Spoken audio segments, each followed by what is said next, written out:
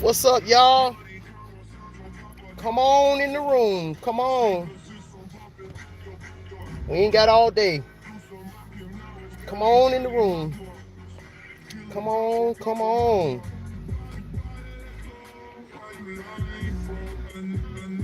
What's up, everybody? I hope everybody is having a good Friday.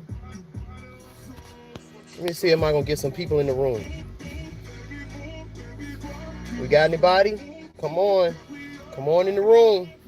What's up? What's good? We back. We back with another one, baby. And another one. We back.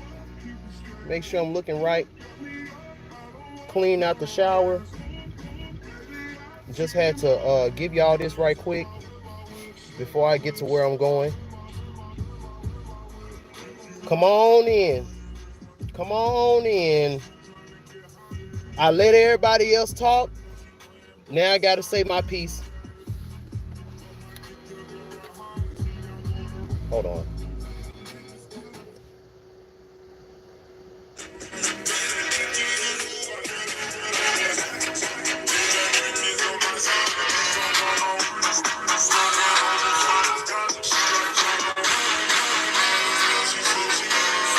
Come on in. Come on in the room, y'all. We got 4 people. Come on in the room.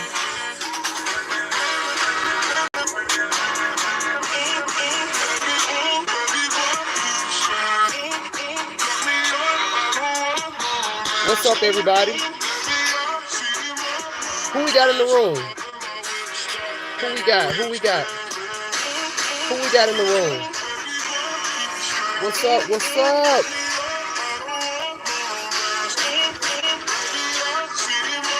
I'm going to let this play for a minute so we can get some people in the room.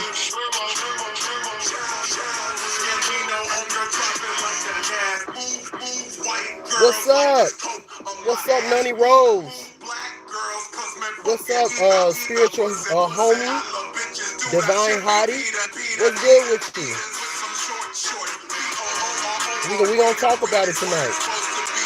We gonna talk about it. Let's go. We got 6 people in the room. What's up, Amanda Ross?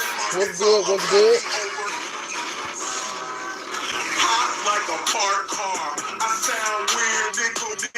Hold on, y'all.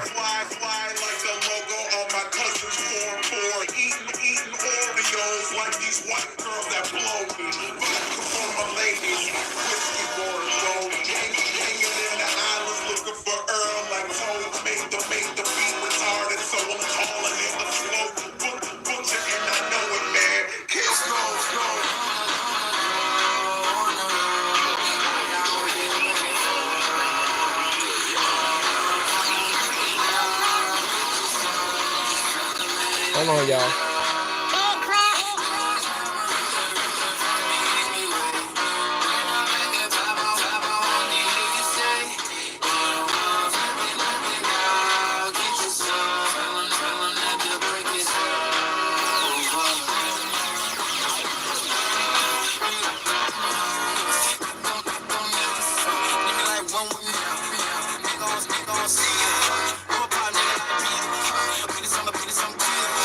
All right, y'all ready?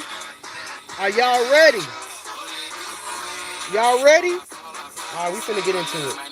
We finna get into it. Let me cut my music on.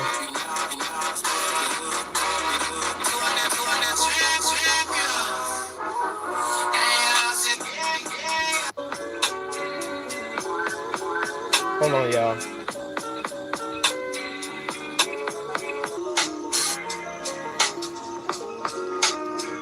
All right. All right. We back. We back. We in the building. What's up, y'all? What's up, everybody? We finna turn the screen around. Let me turn the screen around. Hold on. All right. So, it is April. It's April, y'all. How has everybody's March and February and January have been?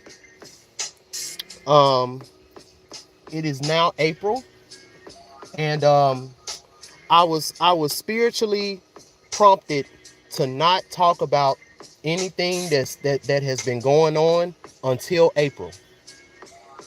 And like real crazy stuff has been happening to me. Like every time I try to go live, like real crazy effed up stuff would happen to me. Would happen to my stream. I done lost my microphone, y'all.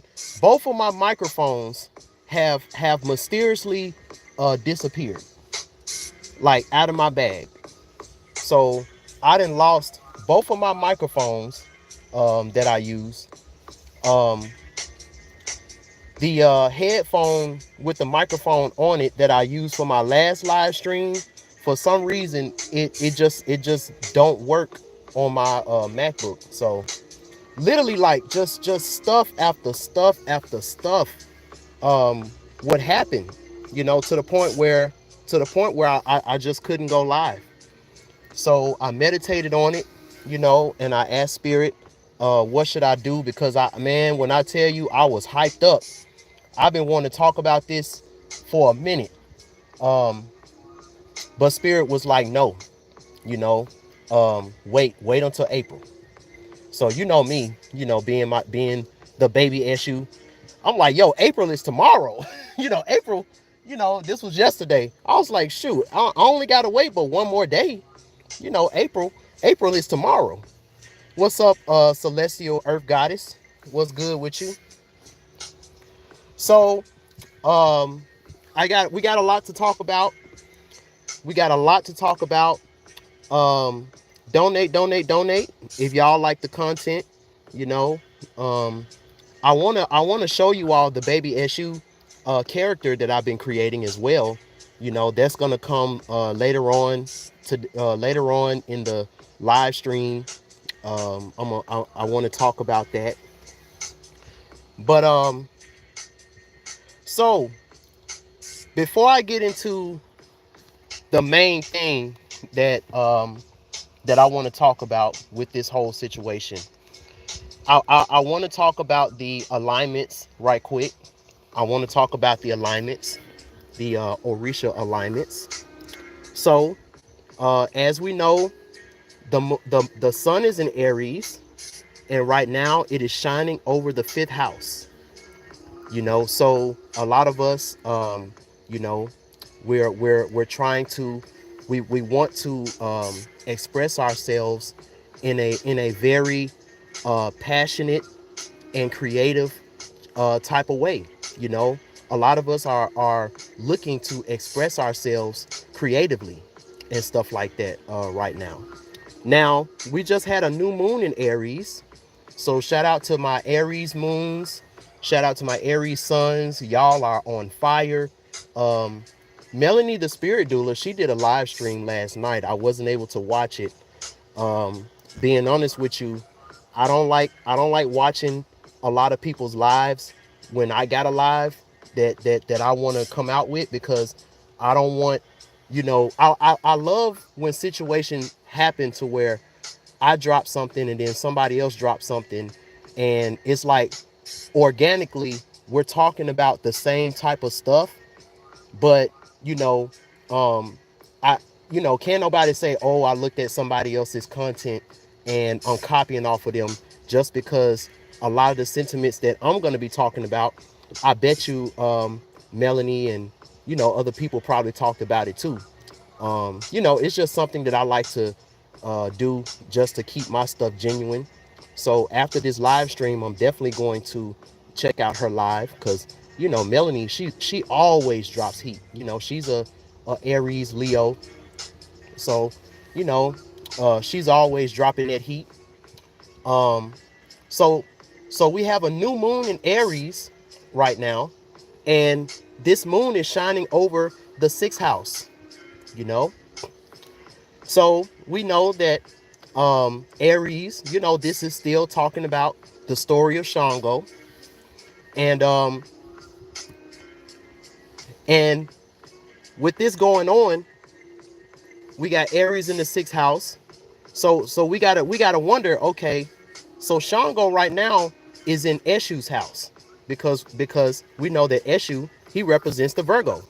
Now, Eshu, he can also represent Aries too, you know. But this is the version of Eshu. When he comes into the world, he's very passionate, you know. He's very passionate. You know, he's supercharged, and and a lot of times, this version of Eshu, he comes to do a certain thing, and then it's like a firecracker. It's like you see the huge explosion, and then after that, there's nothing, you know. And this is the reason why. And a lot of times the Aries issues are the ones that die early, you know, or they're because they're very militant. You know, they're very militant. You know, Tupac, he was an Aries moon. You know, they're very militant. You know, they're hot-headed. You know, they're stubborn because they know exactly. They literally just came from source.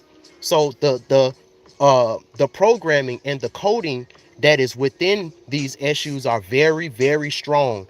And it's like you can't tell them what they can't do. You know, you can't tell them what they can't do. You know, the Virgo issues, you know, which are like me, which are like Biggie, which are like, Nicki Minaj, Doja Cat. There's a few Virgo moon issues that are out. You know, I know a Gemini that has an Aries moon in law. Yeah, I'm telling you. You know, you can't tell them nothing because they know it's like they have this passion, and their passion is off of impulse. So they don't think. You know, don't blink, don't think, just go, go, go, go, go, go, go, go, go, go. You know, that's the type of energy that the Aries Eshus have. And this version of Eshu is one and the same with Shango, you know.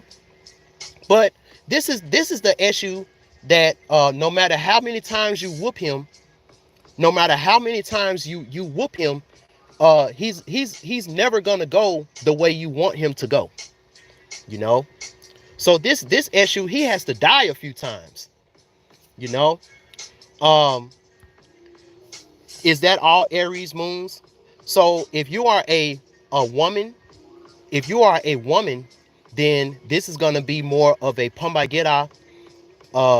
This is going to be more of a Pambagera Oshun mix when we're talking about the women, you know. But the energy, I'm talking about energy and essence right now. The energy and the essence is the same whether you put this essence and this energy into a male body or a female body. Because right now I'm talking about energy and essence. Yes, I'm breaking it down in a Orisha type of way so that y'all can understand it. And that's my niche. You know, I love talking about the baby Orishas. That's my thing. I like talking about the baby Orishas. So when you're thinking about Aries, especially an Aries moon, think about think about a little boy. You know, think about a little kid that got all of this energy, and they got all of this potential. They got all of this passion, you know, and all you want to do is give this little boy some instructions, you know, so that they can because you see the potential that they have, and you see the high energy, and you see the high level of, you know, of passion and stuff like that they have. But Aries, they don't have no direction yet. You know, they're just a big ball of energy. You know, they a big ball of individuality and unique energy. You know, so so you know, this Aries, this Aries moon, this Aries sun, you know, they have to go through some bumps and bruises in the road, and they have to go through a lot of different things in order for them to to prove their place, you know, to get into their place. And once they're in that place, they're in that element, they're in their element, you know, they're unstoppable. They're unstoppable, you know. But they got to go through a lot of, because when we talk about Aries, we also have to talk about Mars. You know, we got to talk about Mars. And you know, um, on Mars, on Mars, it's a lot of bumping and grinding on Mars. You know, I would, I don't know how to explain this. I don't know how to explain the methodology, because this happened to me while I was at work. I was at work, and I have a lot of visions, and I do a lot of spiritual traveling when I'm at work a lot of times, you know, because I'm a Virgo moon and I'm a Virgo ascendant. So you know, that's talking about working hard and stuff like that. So when I'm working hard on something else, and my mind is idle, I'm able to travel. I'm able to astral travel while I'm working. So um I got this channel message from Whitney Houston, you know, because Whitney Houston, she is I think she's a Aries moon. I think Whitney Houston is an Aries moon. And she kind of gave me this glimpse of Mars. So I was able to kind of see what Mars was like. And Whitney Houston, her essence was my guide going in Mars, you know. What's up, Panther? What's good with you? So so I'm on Mars. Now Mars, it is definitely a red planet. It's a hot planet. It's red. It's a hot planet. And all you see on Mars is a bunch of particles bumping and grinding against each other. You know, very fast. A bunch of particles real fast, and they're bumping and grinding against each other. Now, imagine now, and the thing about it is, you know, this is kind of like Mars. When I think about it, Mars is kind of like one of those first planets that an individual soul will go to, so they can test out who they are. I hope y'all get where I'm going with this. So they can test out who they are. So in order for you to truly test out your passions and truly test out who you are, you got to do a lot of bumping and grinding. And when I say bumping and grinding, you know, picture these particles with bodies on them now. You know, picture these individual souls, picture these particles, and now they have a body. So when two bodies are bumping and grinding against each other so they can prove who they are, what does that look like? It either looks like sex or it looks like fighting. I hope y'all get that. You know, it looks like sex, bumping and grinding. It looks like passionate sex, or it looks like passionate war. It looks like war. It looks like fighting. You know. So this is the essence. You know, this is the essence. So with this new moon in Aries, you know, and we know when we're talking about on a spiritual sense, we are in the dawn of the new year. You know, this is Aries season. You know, this is the dawn of the new year. You know, so when we're talking about Hollywood and we're talking about the system of soulless beings that don't want to see you ascend, you know, for them, this represents, in Hollywood, this represents the dawn of the new order. The dawn of the new order. That's what in Hollywood, in the media, you know, everything else, that's what this represents for them, you know. So when we're talking about the dawn of the new order, when we're talking about this system of soulless beings, you know, they really don't like to change. You know, they don't like to change. They don't like the energy of change. They don't like what they can't control. You know, hold on, my screen done went out.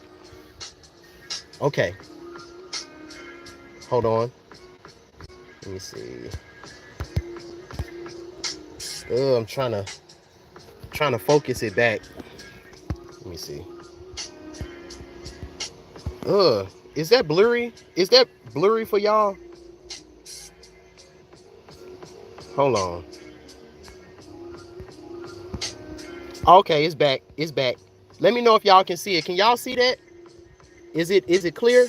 Can y'all see that pretty good? Let me know if y'all can see that. I think it's good now. You said kind of. Hold on. Okay, it should be better. Is it better? Is it better for y'all? Can y'all see it? Divine Hottie said yes. Yes, you can see it. Yes, Nisa, you can see it. Okay. So, the dawn. So I was talking about the dawn of the new order. You know. So this system of soulless beings, they don't like freedom, and they don't like change. They like for everything to be in control. You know. So this is the story about the Pharisees and the Sadducees in the Bible, you know. And the one thing that they hated, you know, they knew that one day Jesus was going to come, a Messiah. They knew one day that a Messiah was going to come and change and free the souls and cause change in the world, you know. And for the longest time, it was just a prophecy until Jesus actually came. Now, I'm talking about biblical stuff, but I understand that it's an allegory for the Christ consciousness. So don't be like, oh, he's talking about the Bible. Da, da, da. No, you know, I have to talk about different type of spiritual systems so I can bring it all in, bring it all home, you know. So this system of soulless beings, with all of these different organizations like FBI, CIA, you know, all these different secret societies, because they've always been trying to control and enslave people, so that the Christ consciousness, they're trying to kill. They've been trying to kill the Christ consciousness, especially in Hollywood. You know, why you think you got to go through so much to get in Hollywood, you know? And even when you get in, you know, you're watched. You're always being watched. There are certain things you can't do. There's certain things you can't say, you know. It's real, you know, it's real. It's very controlled, you know. You're a paid slave in Hollywood. You know, why do you think that is? So this is very important. You know, trying to in any type of way humiliate, try to eradicate, and make fun of anybody, and also kill anybody who have an inkling of the Christ consciousness within them before it gets out to the rest of the world. You know, so we're talking about Aries moon. Remember Tupac.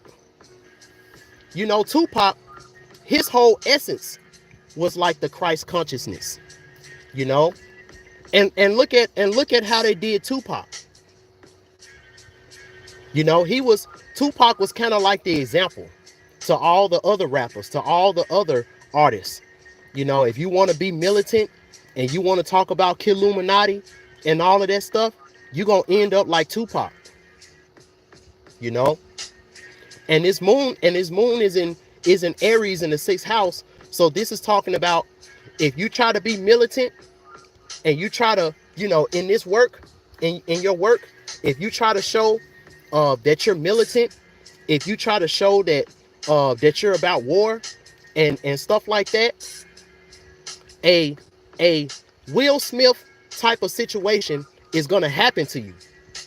And they're perpetuating this again, you know, with everything that's been going on. And I'm going to break it down, you know. So when we talk about the Virgo issue, a lot of times he lives a lot longer. because he have all the other different examples of what not to do.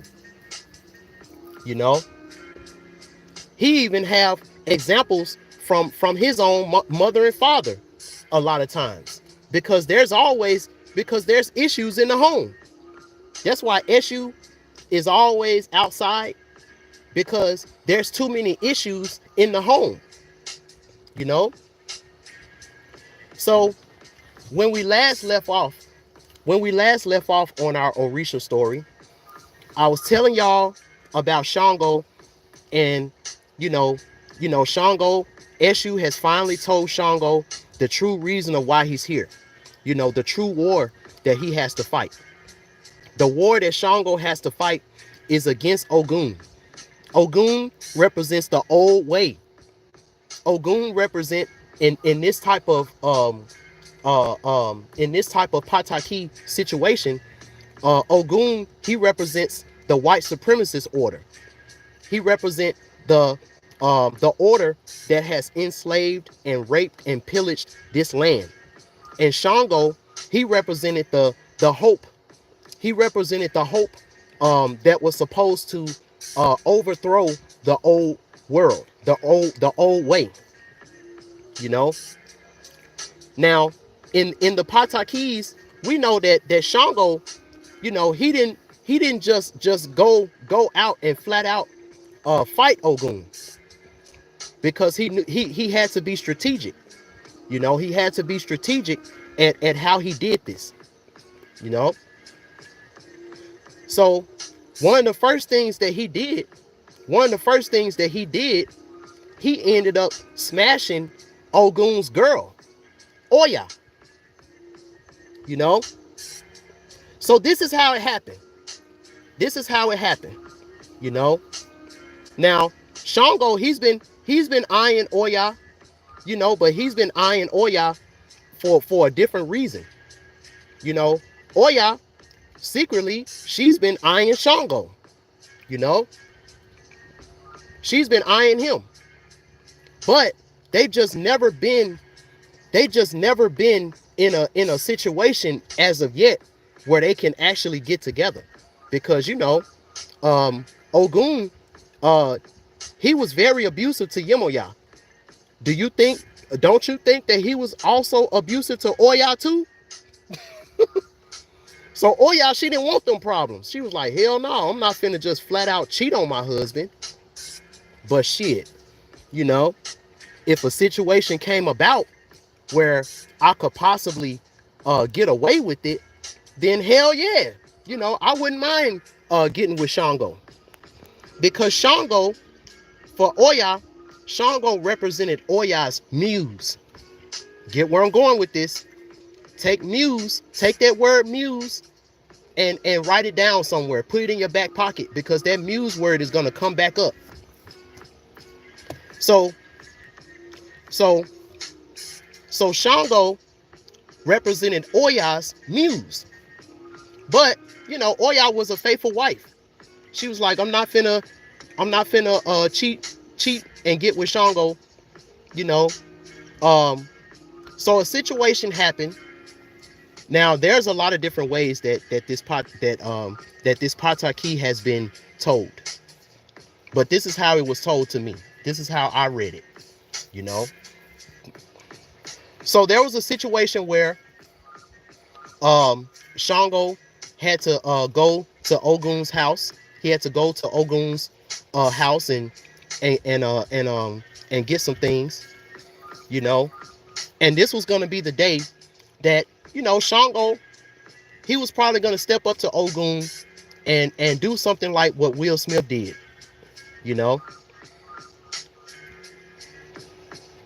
And when he went there and he knocked on the door, Oya answered, with her purple, she had on like a purple slip, her hair tied up, ass poking out, looking good.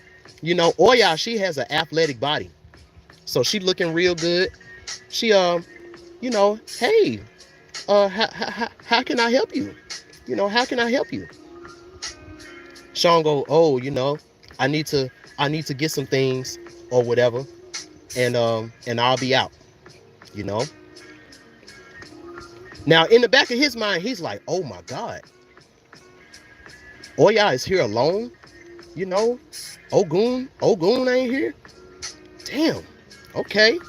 You know, maybe I need to switch up the plot, you know, switch up the plan, you know. I mean, she is looking real sexy right now. She is looking real, you know, real tantalizing right now, you know. So, you know, he ends up getting what he got.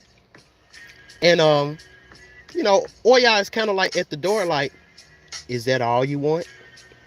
You know, with her little sexy serpent tongue. She was like, is that all you want? You sure you don't want nothing else? And that was all he needed. That was all he needed to smash her. So, as the Pataki says, they made love for hours. The love making was so good. Oya was like, fuck it. I want to go where you at. I don't even want to be here no more. AKA, I'ma leave Will. I'ma leave Will. I'ma leave Will. Shout out to Lovely T. I'ma leave Will. I'ma leave Will. Woo. So, Celestial Earth Goddess. That's what happened. You know, I'ma leave Will. You know, that's what Oya was saying while Shango was hitting that from the back. I'ma leave Ogun. I'ma leave Ogun. All right, let me stop. Okay. So, Ogun, he comes home. He sees his house is ransacked. You know, Oya is nowhere to be found. So, he quickly goes and he's running around the forest, and he's like, my wife is missing. My wife has been kidnapped. You know? Yeah. Smell like Badussi all in that. But see, Ogun, you know, he wasn't thinking like that. You know? He out of all the shit that he put Oya through, he never thought one day Oya would he never thought one day she would push it back on him, you know. But see, Oya, she's a businesswoman, so she's very strategic. She's a lot more strategic than people lead her on to be. That's why Oya is so powerful, you know. So Eshu, we know that the baby Eshu knows all, you know. Now remember, this is the same Eshu that Ogun kicked out the house, you know. And Eshu is rolling because he was at the door. So he knew what happened, you know. And so Eshu was like, your wife wasn't kidnapped, you know. She gave it up freely. She wasn't kidnapped because you know, the baby Eshu, Legba, he can't tell a lie, so he told him the truth.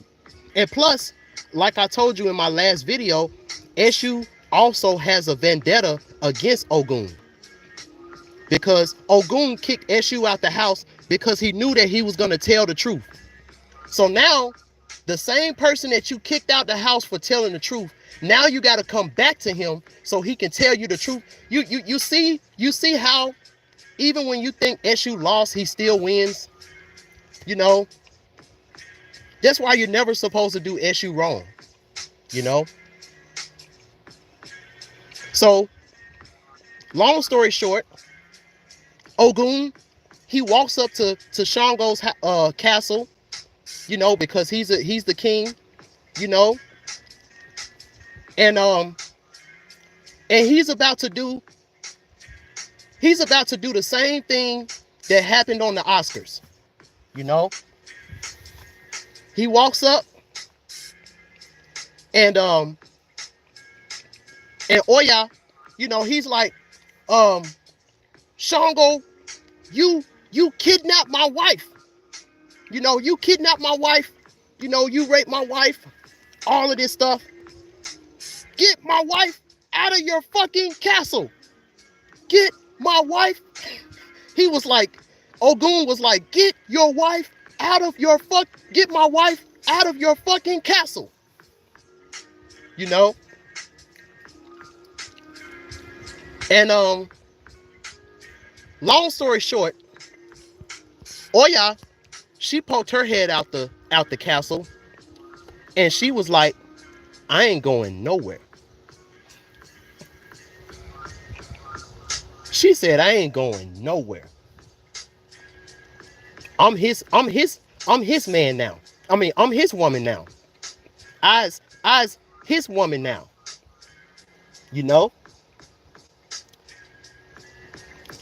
So Ogun proceeds to walk up. Now there's some other stuff that ended up, you know, going. I'm kind of freestyling this. But Ogun proceeds to take his hand, his axe, or he tries to take his hand, and he tries to slap Shango because he's mad that he took his girl.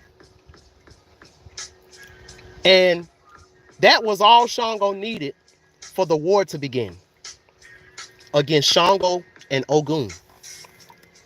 And a lot of that war is still going on right now. That war never stopped. But remember, Shango and Ogun are brothers. So Shango would never kill Ogun, and Ogun would never kill Shango. He just want him out of the paint, you know? And Shango, he just wants to avenge his mother. Now, all of this fighting, all of this war, and all of this fighting is going on because of Yemoya. You know? Yemoya is the epicenter of all of this war and all of this fighting, you know? And, you know, it would have been justified if there is not a Pataki out there, because there is a Pataki that is there of Yemoya. She ended up, you know, when her and Obatala split up. Do you know Yemoya went back to Ogun? I'm like, what? Oh my God. Oh my God. Are you kidding me? There's a Pataki out there where, you know, when Yemoya and Ogun, when Yemoya and Obatala split, you know, because they did have a time where they split up and they went their separate ways for a while, you know. And during that time, Yemoya got back with Ogun. And they had a one-night stand. They had a last one-night stand. And after that, she banished him from the Sea Kingdom. You know? And then she also banishes anybody who tells Ogun where she's at. You know? So yeah, that's crazy. No matter what a woman goes through, she might, because at the end of the day, even though we looked at it as abuse and we looked at it as rape and all of that stuff, you know,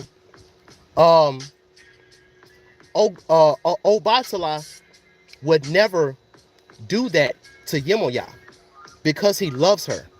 He loves her very, very much, you know. That's why he got so mad and he was like, I don't want no other sons to be born when he found out what Ogun did to Yemoya. But there is because like I'm saying, this is an essence, this is an energy, and I have heard of women who got abused, you know, by their man, and then they break up with that man, and they miss that rough sex. You know, they miss that, you know, that hard aggressive masculine type of energy, because you know this is what they're, yeah, it's a psychological battle. Yeah, it's because it's something that, you know, it gave them a different type of what's up, Ashley Williams? It gave them a different type of feeling. You know, it's crazy.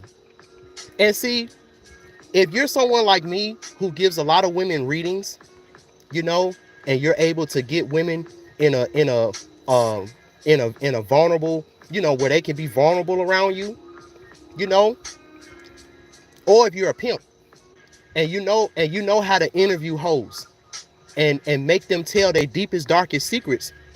Um, a lot of y'all men, will go ape shit crazy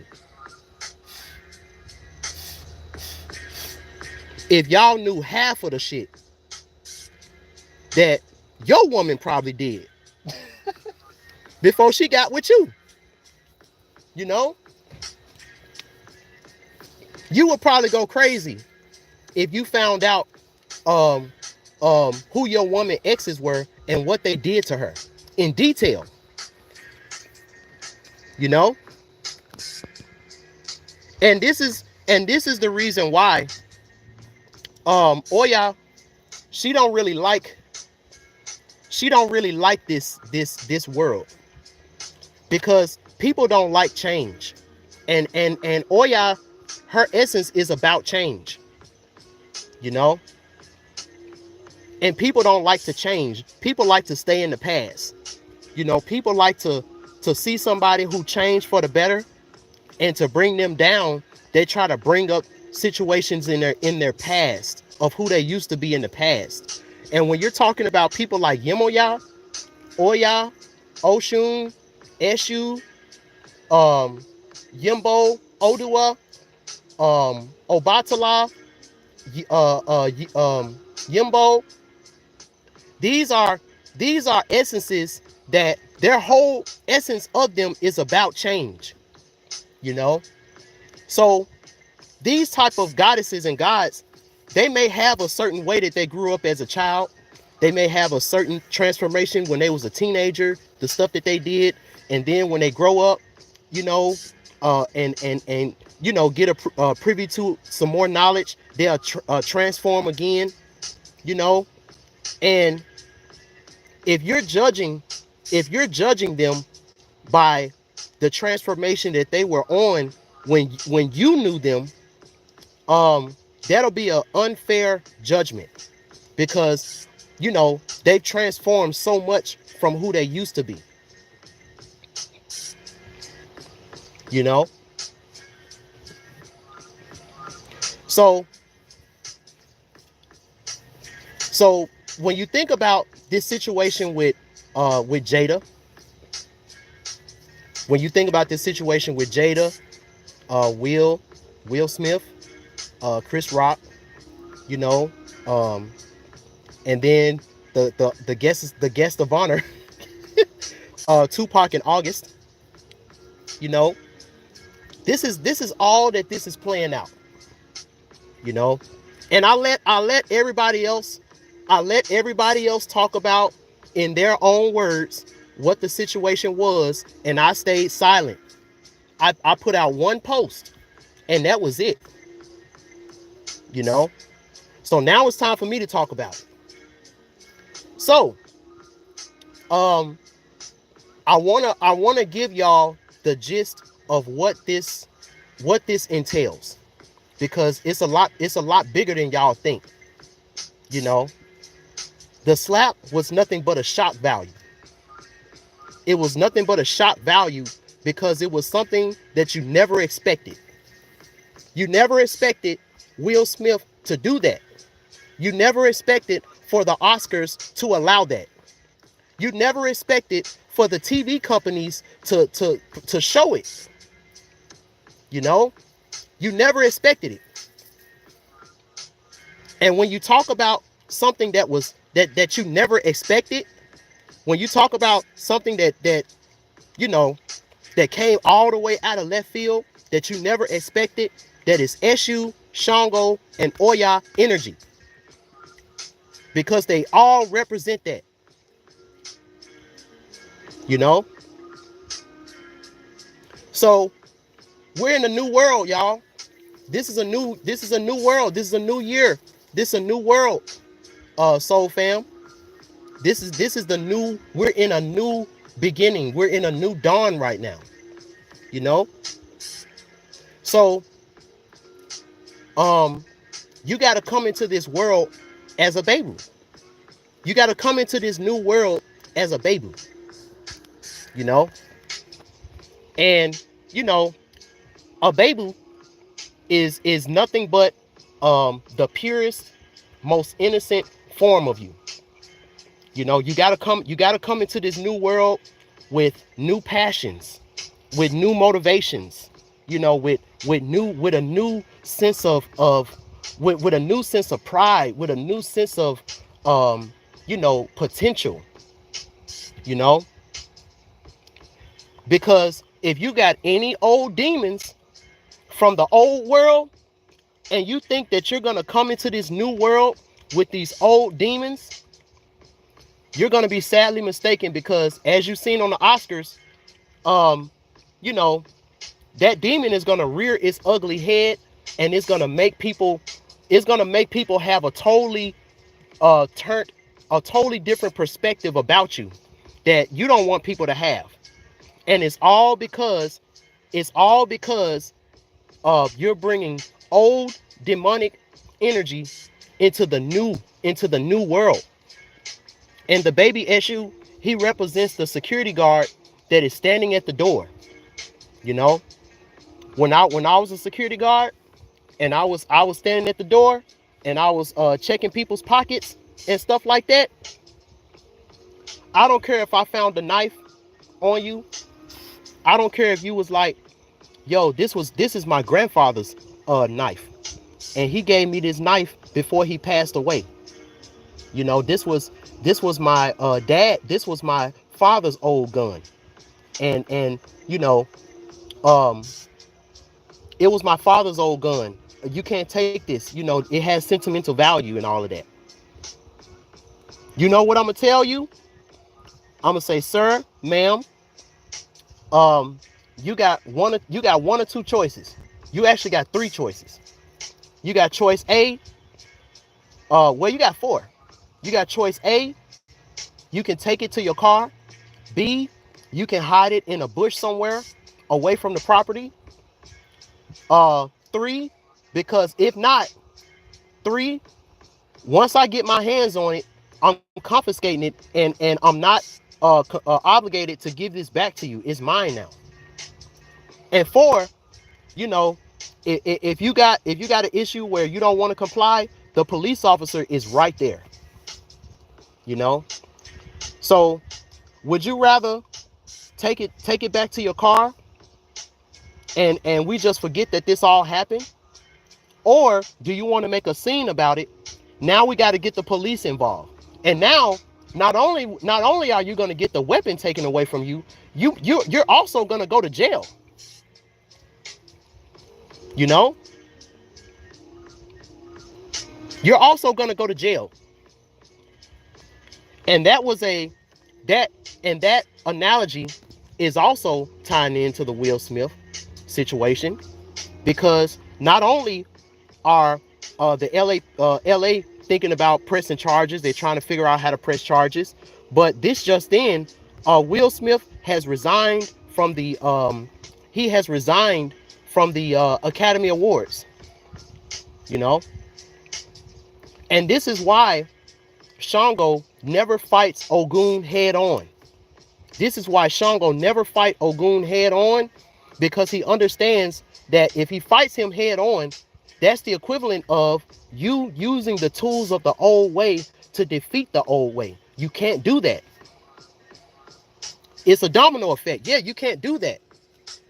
Because now Shango, since Shango is the newcomer, you know, Ogun, he got the most skin in the game. He got the most support. Ogun and his wife got the most support because they've been here longer. So who do you think the public is going to stand behind? They're going to stand behind Ogun and Oya because they've been here longer than Shango. Shango, in his Aries form, Shango, he hasn't proven himself to be a Leo king yet. You know, once he gets to Leo, and then once he gets to Leo in Aquarius, now he has the power to overthrow Ogun. You know, but he's not there yet. But again, when we're talking about Hollywood, you know, they always got to show you what not to do. So what y'all seen at that award show, it was a play. It was a play on words. It was a play on characters. You know, it was a play because you know the Oscars is about acting and stuff like that. So this was a world stage skit that was acted out. And if you looked at that skit that was being portrayed, and if you put your emotions into it in any kind of way, your demon came out. I'm gonna say it again. If you looked at the play, if you looked at the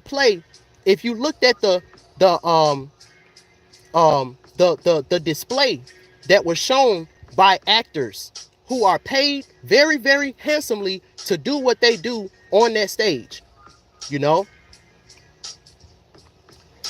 it was only a ritual if you put your emotions into it and you start picturing yourself. What would I do if I was Chris Rock? What would I do? Man, I would have did da da da da da da da. You know? And while you're saying that, you're driving in the car, you're driving, and you're like, man, I would have did this, I would have did that. And then somebody cut in front of you or something. And now you got that same energy of what I would have did. And now you got to play that out. You know, you got to play that out in some kind of way in your life. You know, that's how deep these spells can be when you have so much passion, so much passionate, warlike emotions. Energy never dies. It only transforms, you know? So, you know, I'm always coming with solutions. I want to tell y'all because my demon came out. You know? Because I was, you know, talking to one of my homies, you know, one of my bros, and we was talking about the situation, and I started talking about what I would have did, and I'm thinking to myself, my demon came out. I'm like, shit, damn, you know, that's crazy. My demon came out, and in my mind, I started picturing the way that would have ended had it been me. Had it been me on that stage. You know? And I'm analyzing Virgo. I'm analyzing all the crazy and twisted things that you got to do in order to get into Hollywood. You know? I'm analyzing, you know, all the things that I probably, me as Chris Rock, being around Will Smith and all of them, all the crazy twisted things that I probably seen behind the scenes. You know, secrets that, you know, since me and my Conrad are both a part of the same secret society.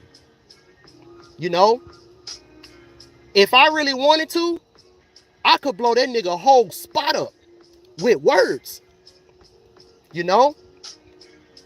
So in my mind, I'm thinking about it. You know? So boom, he slapped you. He slapped me. You know? And he said, keep my wife's name out your fucking mouth. You know? And so everybody else would probably say an August joke.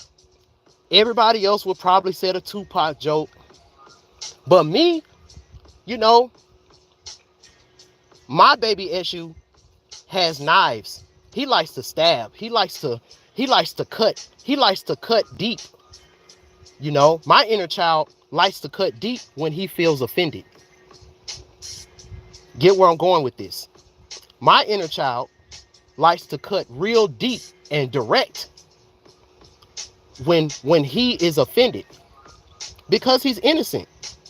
And why would you harm a child?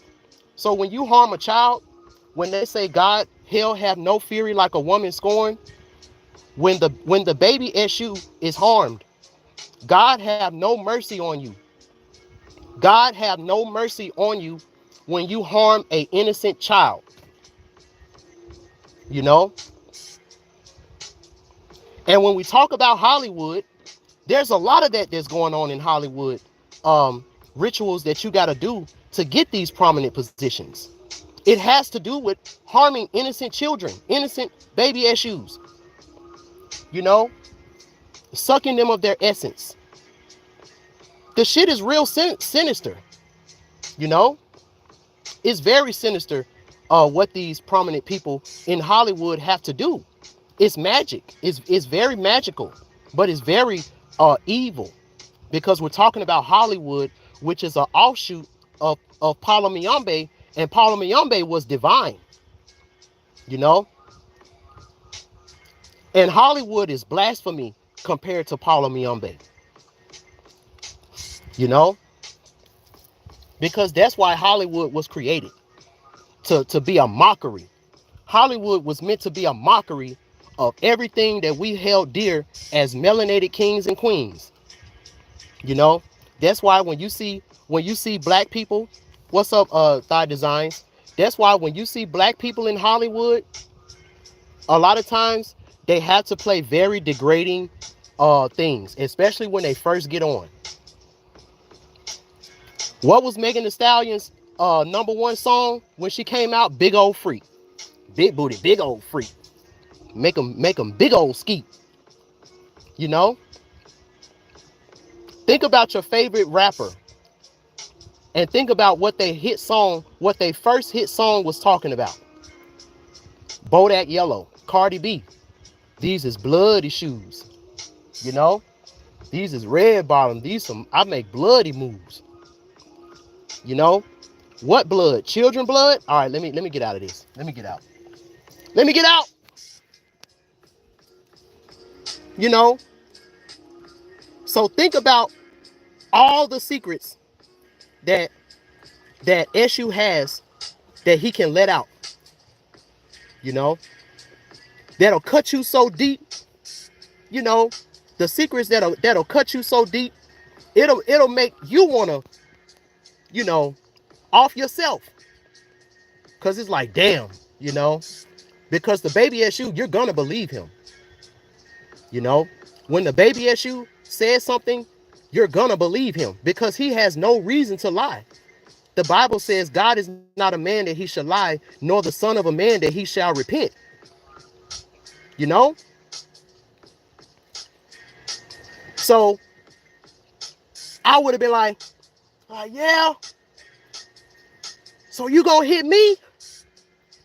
Now I'm gonna hit you below the belt. Since you embarrassed me, I'm gonna embarrass you. Y'all wanna know? Y'all think y'all know who Will Smith is? Do y'all really wanna know who Will Smith is? Y'all really wanna know how he got that role in Fresh Prince? He had to blank. Ooh. And just went down his whole resume. So when he finally got that award for King Richard, people would have such a freaking disgusted. People would have such a disgusted, demented, you know, type of look on their face when he stepped on that stage. They probably would have started booing him. You know? Now most Eshus at that point, they were pretty much off themselves, because, or they would say, he would pull a Kanye. And if I die tonight after I done told y'all this, y'all know who did it. And then drop the mic and let somebody else bring Will Smith up to get that award. You know? So that's the reason why Eshu can't be in a secret society. Because once he feels offended, all bets are off. You know, once Eshu gets offended, all bets are off. Now, why am I talking about this? Because all of this is coming in. All of this is, you know, I'm building up to this. You know. Now, soul family. Y'all need to understand who your demons are. Because at the end of the day, not only do you have demons, but we also have protection mechanisms to protect ourselves, you know, from these demons. But the thing about it is, the way it's going to be portrayed outwardly, depending on the type of demon that you have, and I'm going to show you how to find it.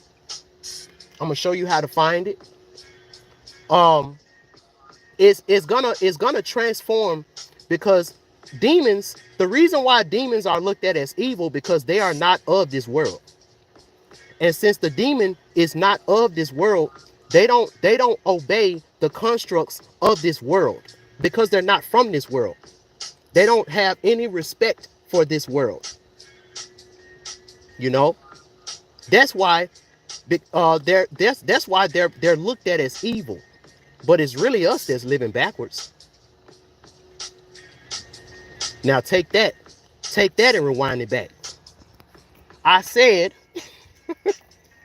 y'all think the demons, y'all think that demons are evil when y'all we're the ones that are living backwards.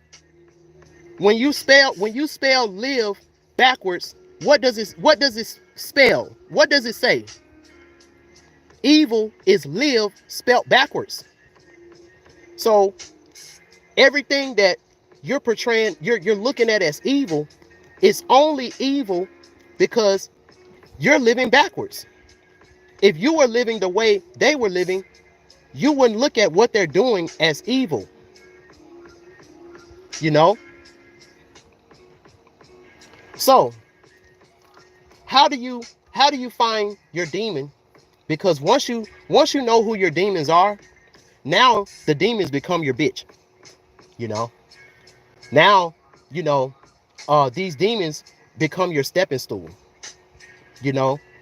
The demons become your notification, your notification. That's why in the Bible, he tells the devil to get thee behind me. Because when someone is behind you, they got your back. When someone is behind you, you know, they can let you know what's coming ahead, so that you won't fall. You know, you won't fall into damnation. You know, when someone is behind you.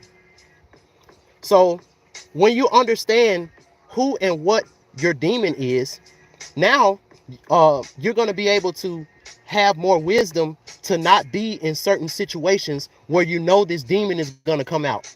Because if you understand what your demon is and what it will do if it comes out, you know, you may not want it to come out. It may only be meant for to be behind the scenes. Behind the scenes.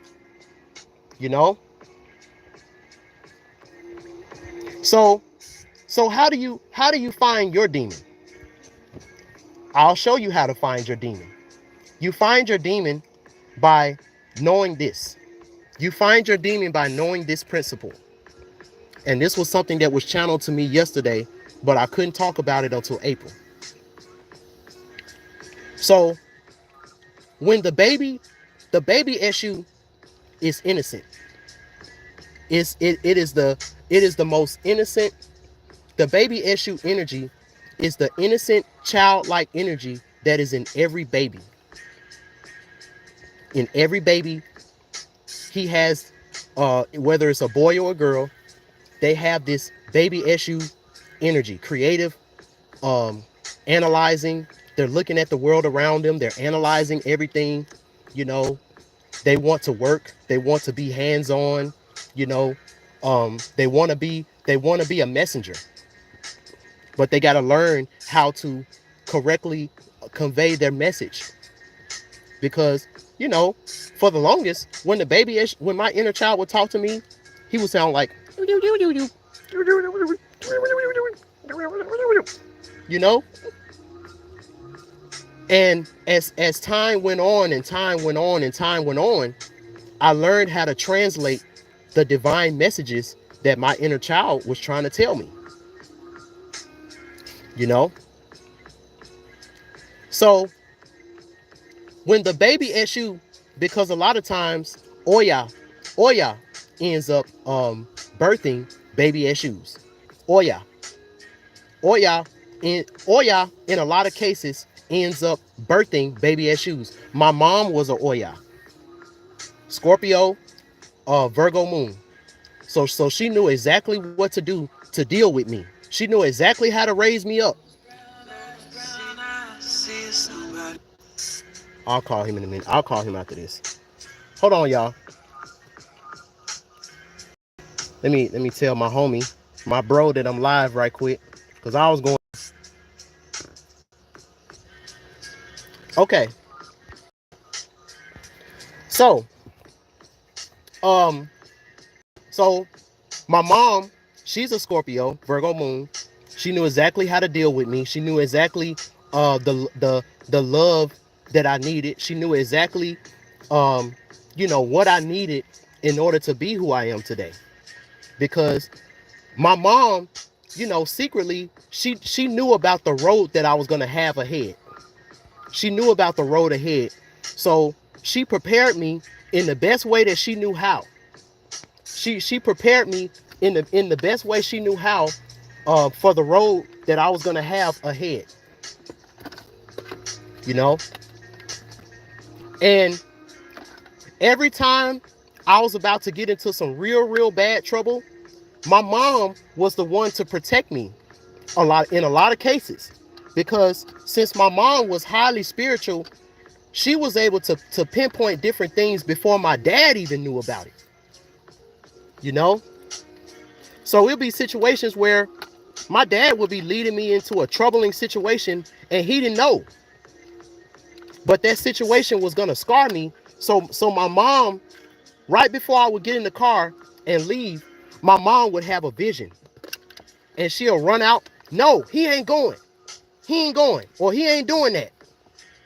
And neither me nor my dad would understand why my mom is acting like this. She's putting on a storm like Oya.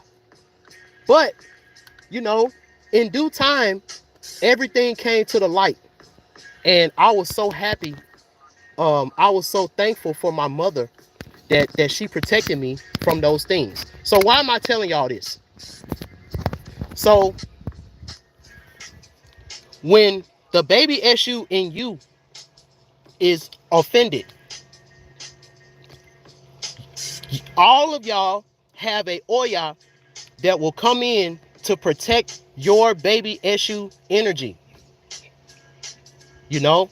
Now, this is the reason why, Eshu don't really like being around Oya like that.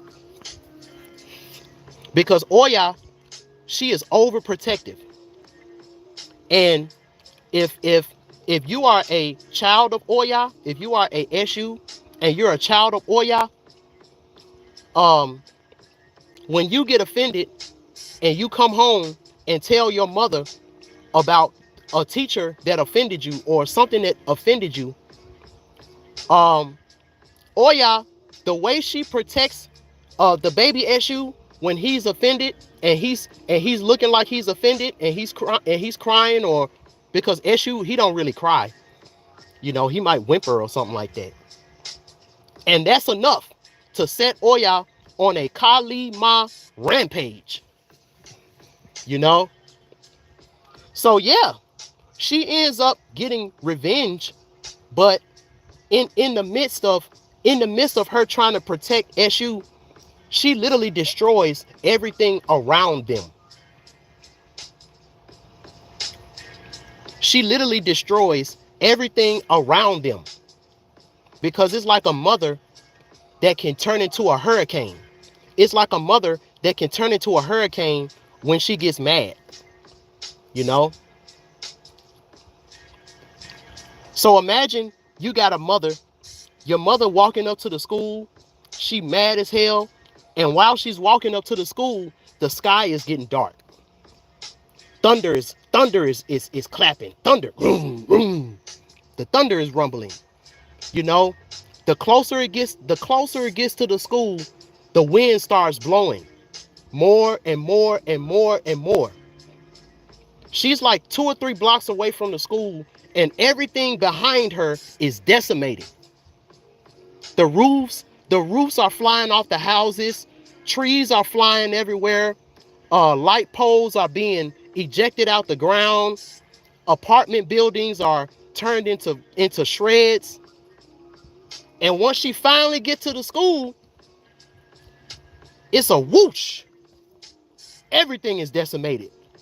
The principal, the students, the teachers, the faculty, the janitorial staff, even people who didn't have anything to do with it, everybody is feeling the wrath. Even though it was really meant to be aimed at one person, at one place, at one thing, at one situation. So now, even though she did her job at protecting the baby Eshu, a lot of times the baby Eshu is still to blame. A lot of times the baby Eshu is still to blame. You know, he's to blame. A lot of times he's to blame. You know, he's to blame for the storm that Oya caused, all because he got offended. And you know a lot of times, and I can say this because I represent the baby Eshu, sometimes we can be offended on some petty shit. And I'll sit up here and be a truthful person to y'all and let y'all know a lot of things that we feel offended about, to most people is very petty. You know? And a lot of times we brought it upon ourselves, you know? But there are often more than not situations to where we have our gripe is justified. A lot of times our gripes are justified because someone underestimated us, you know, someone deliberately kept us from things, aka Jada Pinkett not being invited to the Oscars in 2016. You know, legitimate gripe. You know, situations like that. So when so in this case, Eshu can be looked at as a demon that brings chaos. In this case, Eshu can be looked at as a demon that brings chaos. You know, when Eshu comes around and he's offended, Oya is not too far behind, and you're not gonna like her when she comes. Translation. I ain't did that in so long. Translation. When you're associated with someone who has blatant issues wrong with them, chaos is sure to ensue sooner or later. I'm gonna say it again. When you are associated with a person, place, or thing or situation that has a lot of issues that's wrong with them, chaos is bound to come sooner or later. But the devil is always in the details. You know, the demons always start out as angels of light before they turn into chaos. Think about the gremlins. Think about how cute, and cuddly the gremlins were before you fed them. And in this analogy, you know, what do you feed the demon with? With stimuli that's gonna make it get fatter and fatter and fatter to the point where it's so uncontrollable. Now it's chaos. And when Ogun has to come out, and rebuild and rebuild from the wreckage that Oya has caused, he is not happy. He is not happy. He's not happy. Because that's his job. That's what he has to do. That's his job. Every time Oya, with her storms, messes things up, Ogun has to be the one to rebuild, to help with the rebuilding process of the nation, of the whatever it is. You know? So if you want to know who your demon is, or what your demon is, and what will make your demon be offended, you know, and the chaos that will ensue after, you need to pay close attention to your Virgo and Scorpio placements and what houses they are in. If you want to know what your demon is, you know, and this is like the principal, like your principal, you know, demon. Some people call it your shadow self. You know, characteristics of your shadow self. I can say that. I can say that too. You know.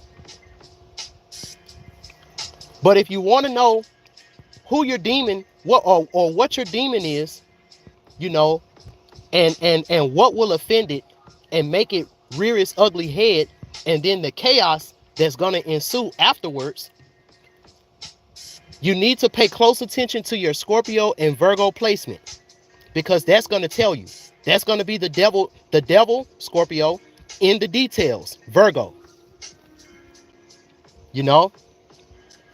And this is one way. I didn't, if y'all have followed me on my channel, I showed y'all many different ways how to use this natal chart to learn different things about yourself. And I also have a website where I do readings and I show you how to do these things yourself. You know, because at the end of the day, you might be in a relationship with somebody that has a very, very sensitive demon. You may be in a relationship with somebody, you may be business partners with somebody who have a sensitive demon. And it don't take much for that demon to be offended to where Oya has to come out with her chaotic, stormy self and try to make things right. You know? So, I want to give y'all a few examples of this with the people of the night. You know, with the people of the evening, as you will. You know? So, this is today, April 1st. Let's talk about the demon of today. What's going on today? So, 11th house is in Virgo. So that's where Eshu is at. He's in the 11th house. Okay. The 4th house is in Aquarius. So right now, a lot of our, if you're someone out there and you have heavy You have heavy placements of Aries right now. Aries sun, Aries moon. Right now, your demon or your shadow self is very sensitive and very offended by being, if you're associating yourself right now with people who don't got no home training, who don't have roots that deals with humility and intelligence, and you know all of those philosophical occult type of things. If you're not associating, if you're not associating with this, your if this is not, if you're not in alignment with this, your demon in a lot of ways is going to start to rear its ugly head when you're around people who are who don't got no home training. You know, um they think they know it all.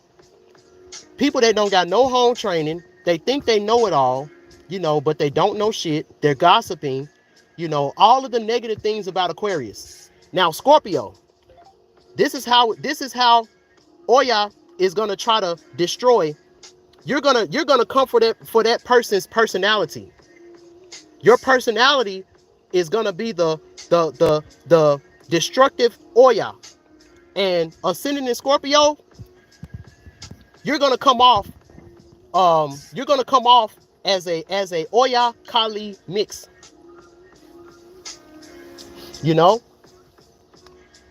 So how do you keep this shadow demon at bay?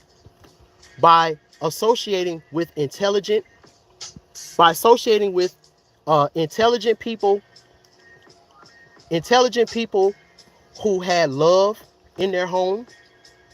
They love their roots, they love who they are.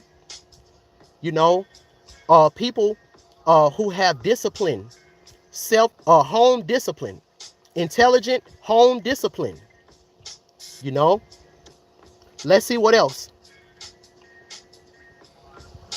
Now, this is in the third house. So we got Mars. So your passions and your motivations are from your roots, but your roots, are very powerful, very intelligent, So that's just for today. So let's see who this is. So this is West Philadelphia, born and raised in the playground where I spend most of my days. So this is Will Smith, y'all.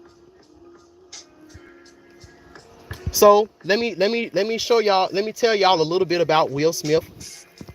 So Will Smith, he was born September 25th, 1968. He's a birth path 4. The worker, the builder, the mason. So Will Smith is not his full name. So his full name, because we gotta break down the characters. We gotta break down the characters that were used for this extravagant production. Because the reason why this situation happened was to keep everybody distracted from this shit. I bet a lot of y'all don't even know what's going on around the world. All the stuff that the government is doing, everybody's talking about Will Smith and Chris Rock. And right now there could be food shortages being prepared. Right now there could be wars about to happen, like all kind of stuff. But everybody's talking about this. So let's go here, because this is how I do my everything is everything readings. So Will Smith name is Willard Carroll Smith. Willard Carroll Smith. All right. So Willard. So Willard means brave. It means brave. It means strong. You know, it means desire. It means hardy. You know, so that's Will's first name is Willard. Willard. So someone who's brave, strong-willed. Someone who is brave and strong-willed. That's what Willard is. You know, Carol. His middle name is Carol, which means a fierce warrior. It also means man. So this is a person who is a fierce warrior, but has a strong will. You know. Now, what I've heard that one of the things that really scarred Will Smith was that he couldn't fight off his mom. He couldn't fight off his dad from abusing his mom. You know, his dad used to abuse his mom, Ogun. You know, and he felt the way about that, and he could never fight. He wished that he could have been able to fight off his dad from abusing his mother. That's what Will Smith, he has a book out, and he talks about that in his book, So I've Heard. So when you talk about a warrior who has a bleeding heart, so Will Smith, he's had a bleeding heart since he was a child. A bleeding heart. Now, he's a Scorpio moon. So every time that he sees, oh, it's 11/11. It's 11/11, everybody. So every time Will Smith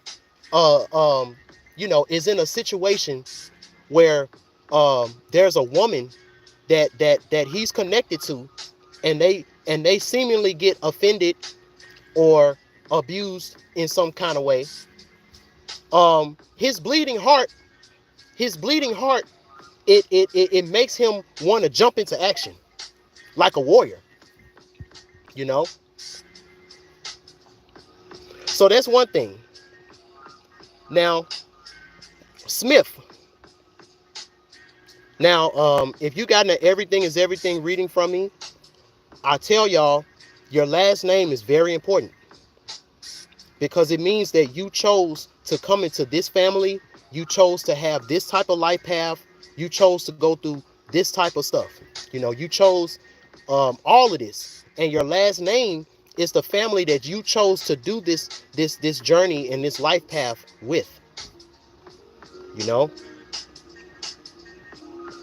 and we know that Smith, you know, Smith, a Smith is is someone who forges, someone who's creative, someone who is a creator, someone that forges, you know, to create. You know, and he's a black man. He's a blacksmith. He is a blacksmith. You know, so blacksmith, they deal with rocks. They deal with rock. They break down rock. You know, get where I'm going with this. Blacksmiths break down rock. You know, that's what they do. That's what they do. And they use weapons. They use their hands. They use their hands to break down rocks and metal and stuff like that, to create weapons. You know, Smith and Wesson. Will Smith was in the Wild Wild West. You know, and I could go even deeper, but I just want to paint the character that Will Smith has to portray in Hollywood. You know, this is the character. He is a blacksmith that is a fierce warrior who has the willpower and is brave, and you gotta, On an outward level, you got to show that you're brave, that you're hardy, that you're strong, and that you have a will and desire. And you got to show that in the way of a fierce warrior by breaking down rock. Woo! Yo. And y'all still want to believe that this shit was, was natural, that it was just a spur of the moment thing that just happened.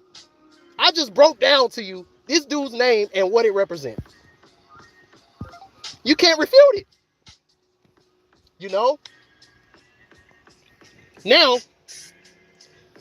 Now, since I've gotten that, since I broke that down to you,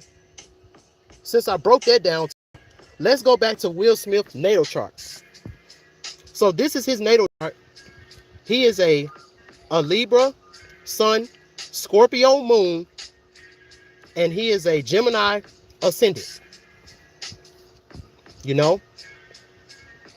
Okay? So, where's Will Smith demon at? Where's Will Smith's demon? And what offends him? Virgo. Let's see what house Virgo is in. Virgo is in his 5th house. So in Will Smith's career, his creativity, the things that he's chose, commitment, pleasures, love affairs, marriage, entertainment, children, creations, his Oshun energy has been heavily ridiculed and embarrassed and humiliated since he's been in the game. Think about what he did 6 degrees of separation. He had to be a homosexual. And then he had to be the Fresh Prince. The Fresh Prince. How do you know? How does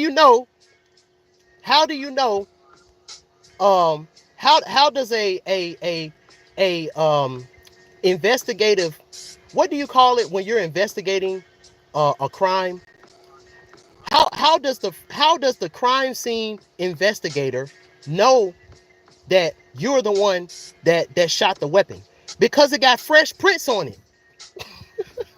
It got Fresh Prince on it. So he had to be the Wild Wild West, the Prince. I Am Legend, I, Robot, all of these different things where everybody got something offensive to say about Will Smith. Everybody got something, whether you're talking about his pleasures, aka rumors about him being possibly homosexual, rumors about the things that he likes to have pleasure in, has been very, very scrutinized. It's been heavily scrutinized. It's been heavily, the devil is in the details with that. Love affairs, his love affairs has been put under the microscope. His love affairs have been heavily talked about and stuff like that. What else? Commitment and marriage.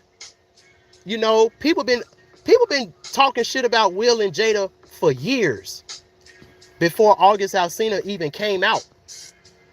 I already talked about his creations. His creations is probably the only thing that he can probably, in entertainment and creation, those are probably the only 2 things that he can kind of hang his hat on. Because his children, bruh, have y'all seen Jaden Smith? His children, have y'all seen Willow Smith? Like, have y'all seen them? I'm serious. I'm not saying it in a negative way. Like, have y'all seen them? Yeah, even how they raise their kids has been heavily put under the microscope, heavily analyzed, and the devil is in the details. So, So we understand, if we wanna make Will Smith demon come out, offend him when it comes to his creative energy. Offend him when it comes to his marriage or commitment. Offend him when it comes to talking about his children. Offend him when we're talking about the things that he created, that he's had the willpower to create. Offend him when we're talking about the things that he would do for entertainment.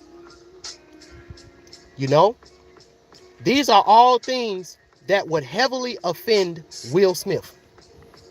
You know, and what will he do? What will he do when these things are heavily offended? Let's see. He a wild card. You know? Okay, where's Scorpio? Hold on. Let me find Scorpio. I think it's in the... No, his moon is in Scorpio. But I don't think he have a house. He will slap you. And this is the thing, because he don't have a house in Scorpio, but his moon is in Scorpio. His moon is in Scorpio in the 6th house, you know, and also Neptune is in Scorpio. So these are some things that Will Smith will do if his creativity is offended, if his children are offended, if his marriage is offended. Escapism, delusions. He'll do something careless. He'll deceive you. We all thought Chris Rock and Will Smith was cool up until this point. So that's deception, dishonesty. You know, he gonna do some feminine shit, some feminine, childish. He's gonna do some chaotic, childish type of shit. You know. Now, when the situation happened with August, we see that Will Smith had a different tone. He had a different tune with that situation. Because maybe, just maybe, he really wasn't offended by that. You know? He wasn't as offended as now. You know? So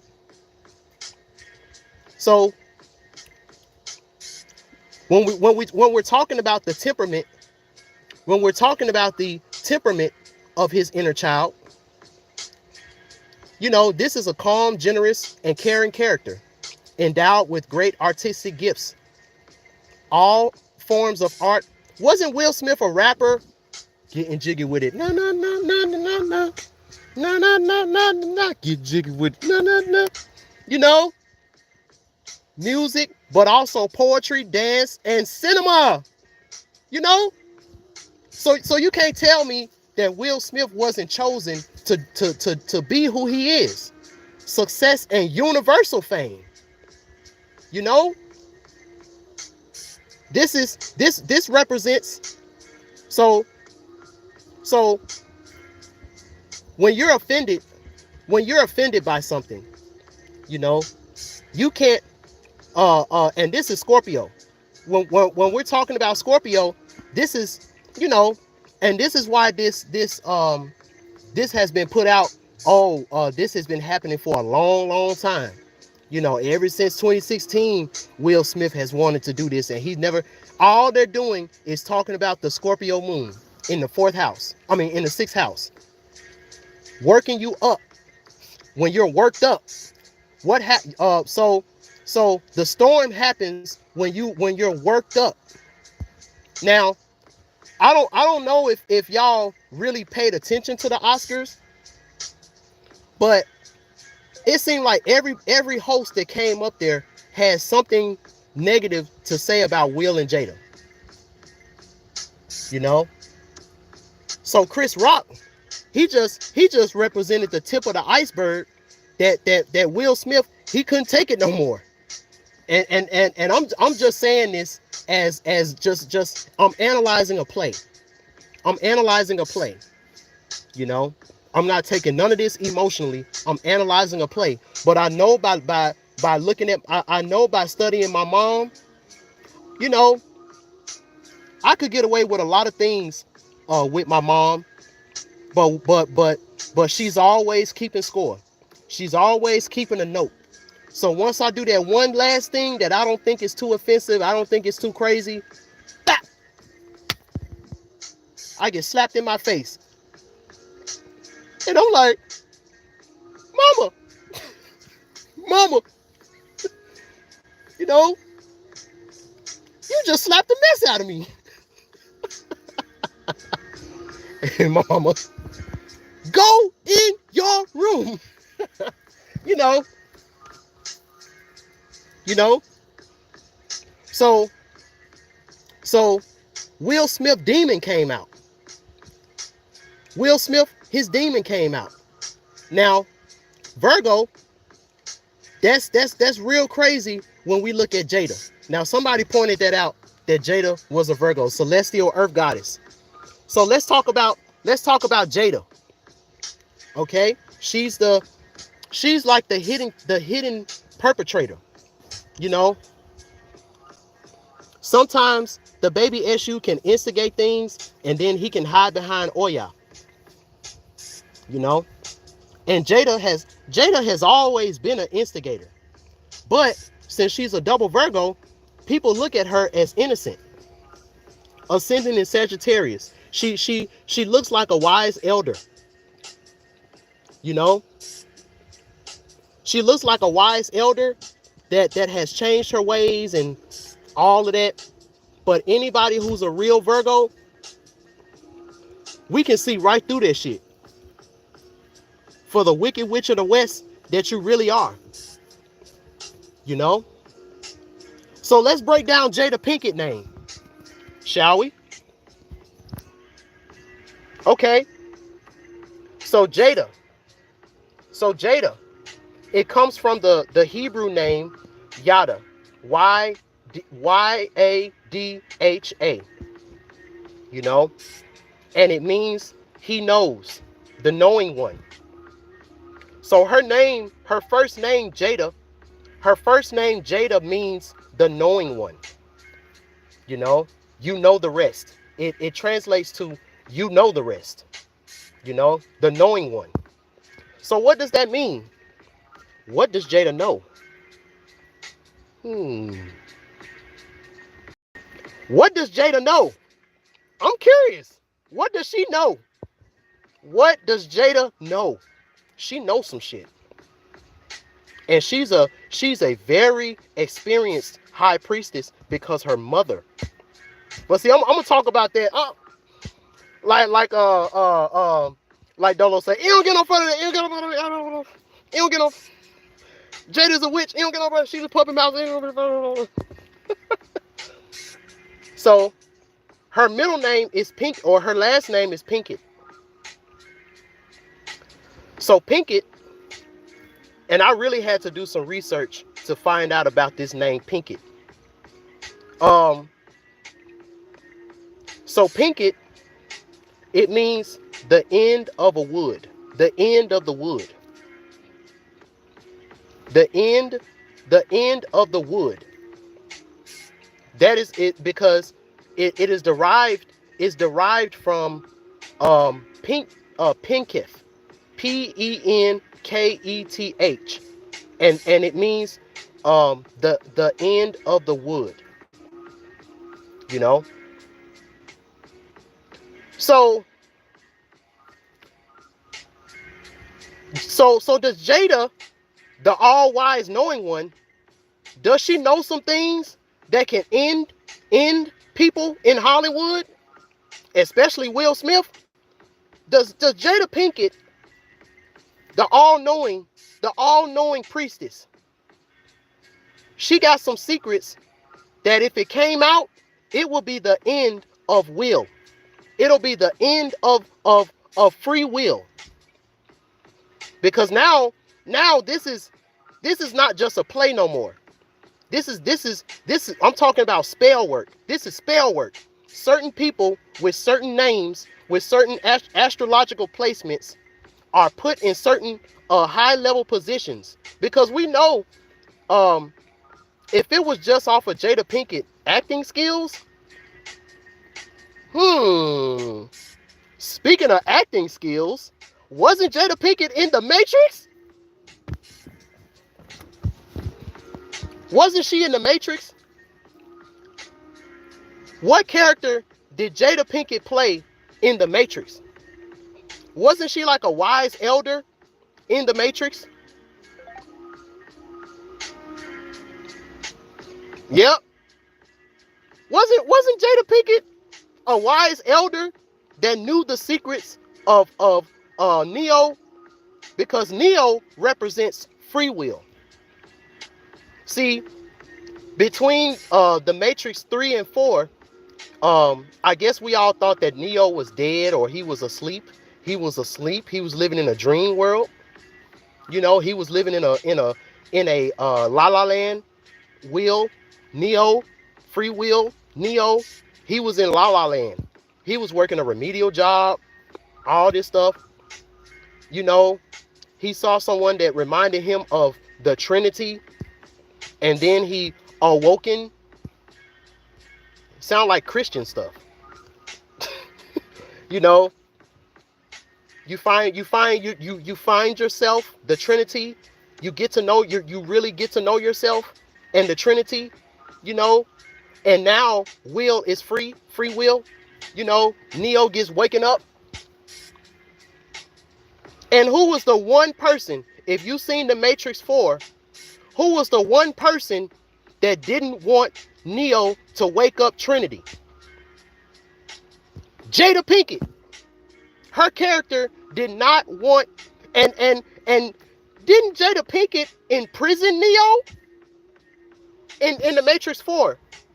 Didn't Jada Pinkett imprison Neo so he wouldn't find Trinity and wake her up? Bruh, ain't nobody talked about it like this. Ain't nobody broke this shit down like this. I haven't seen it. If they have, I haven't seen it. I haven't seen nobody break it down like this. So, also Jada was in the movie called Demon Knight. Wow.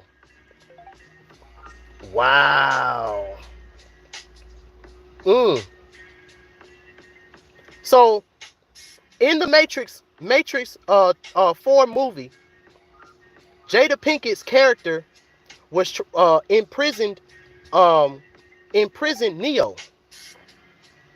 Jada Pinkett character imprisoned Neo. You know?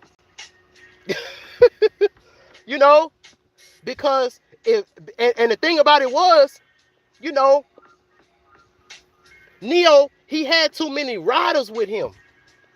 You know?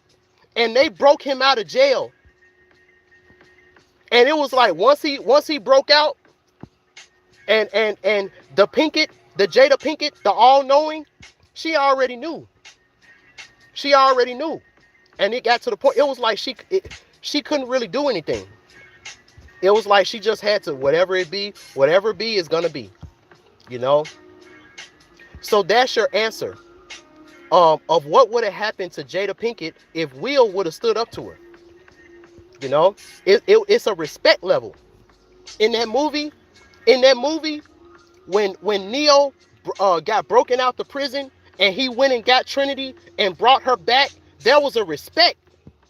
In Jada Pinkett character. You know, it was a respect level, because that's what happens when you stand up to a bully. When you stand up to a bully and you show that you can, you know, you can defeat this bully in different ways other than the way they try to humiliate you. There's supposed to be a respect level there. And a lot of times those bullies end up being your best friends, because you know what they say: if you can't beat them, join them. If you can't beat them, join them. You know? Look, hold on, Noni. I'm still on Jada. I ain't got to Chris Rock yet. I'm still on Jada. So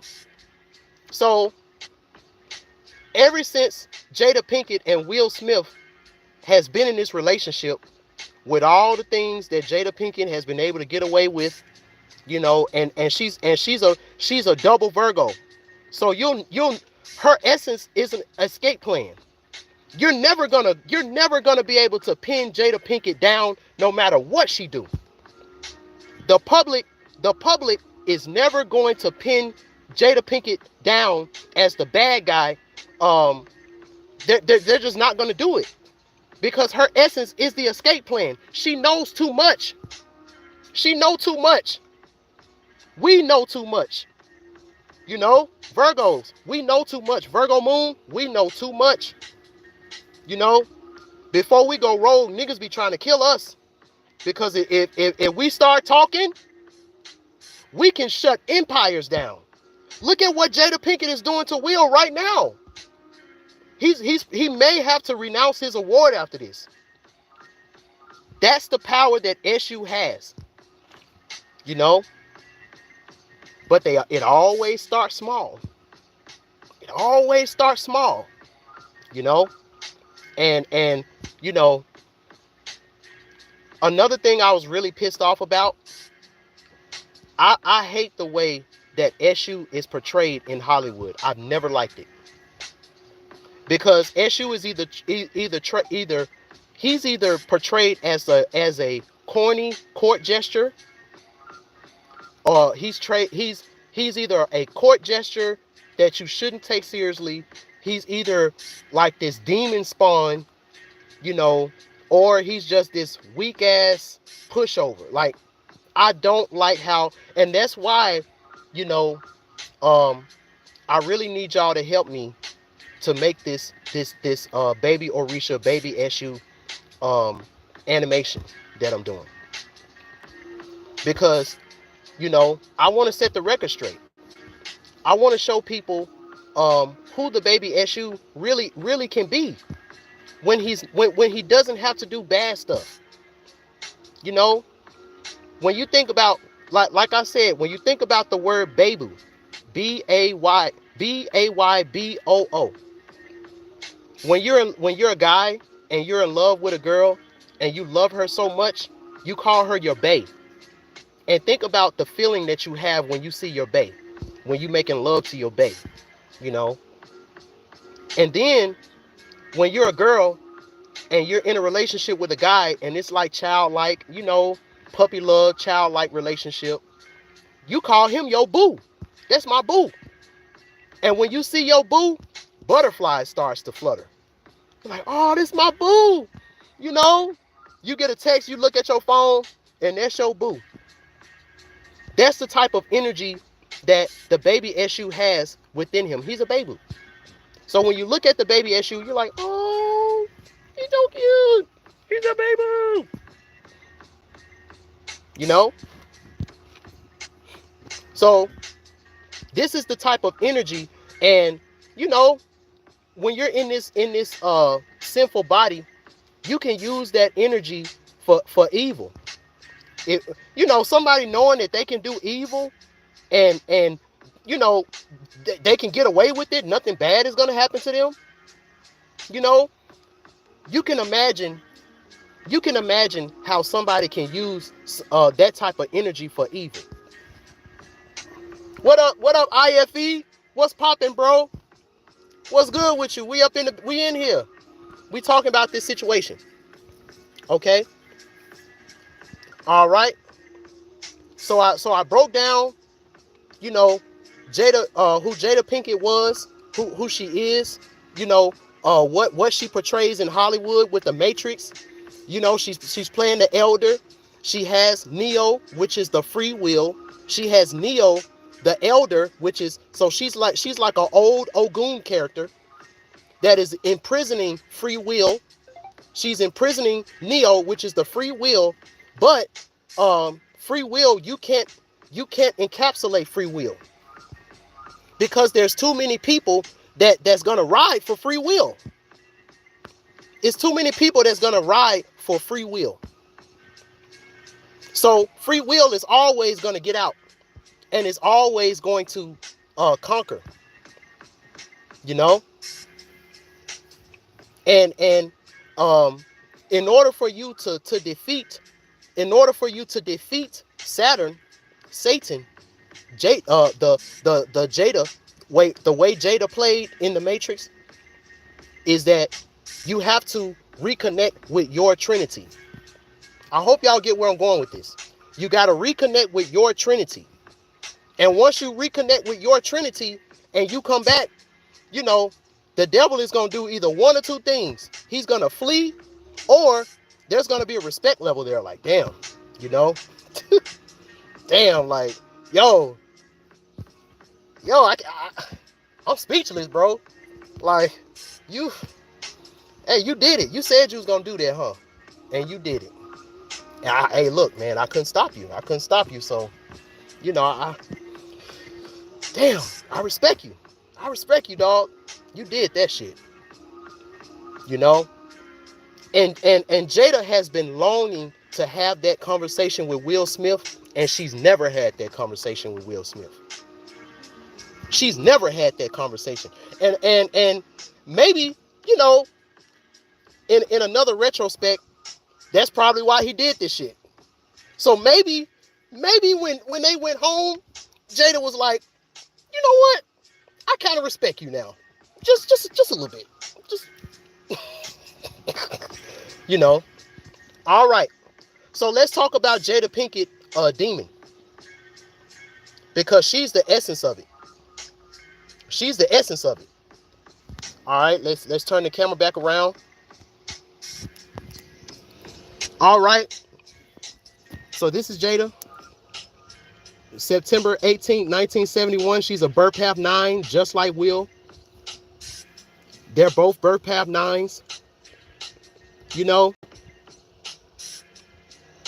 So with her, every time her midheaven is put under the microscope, Jada gets offended.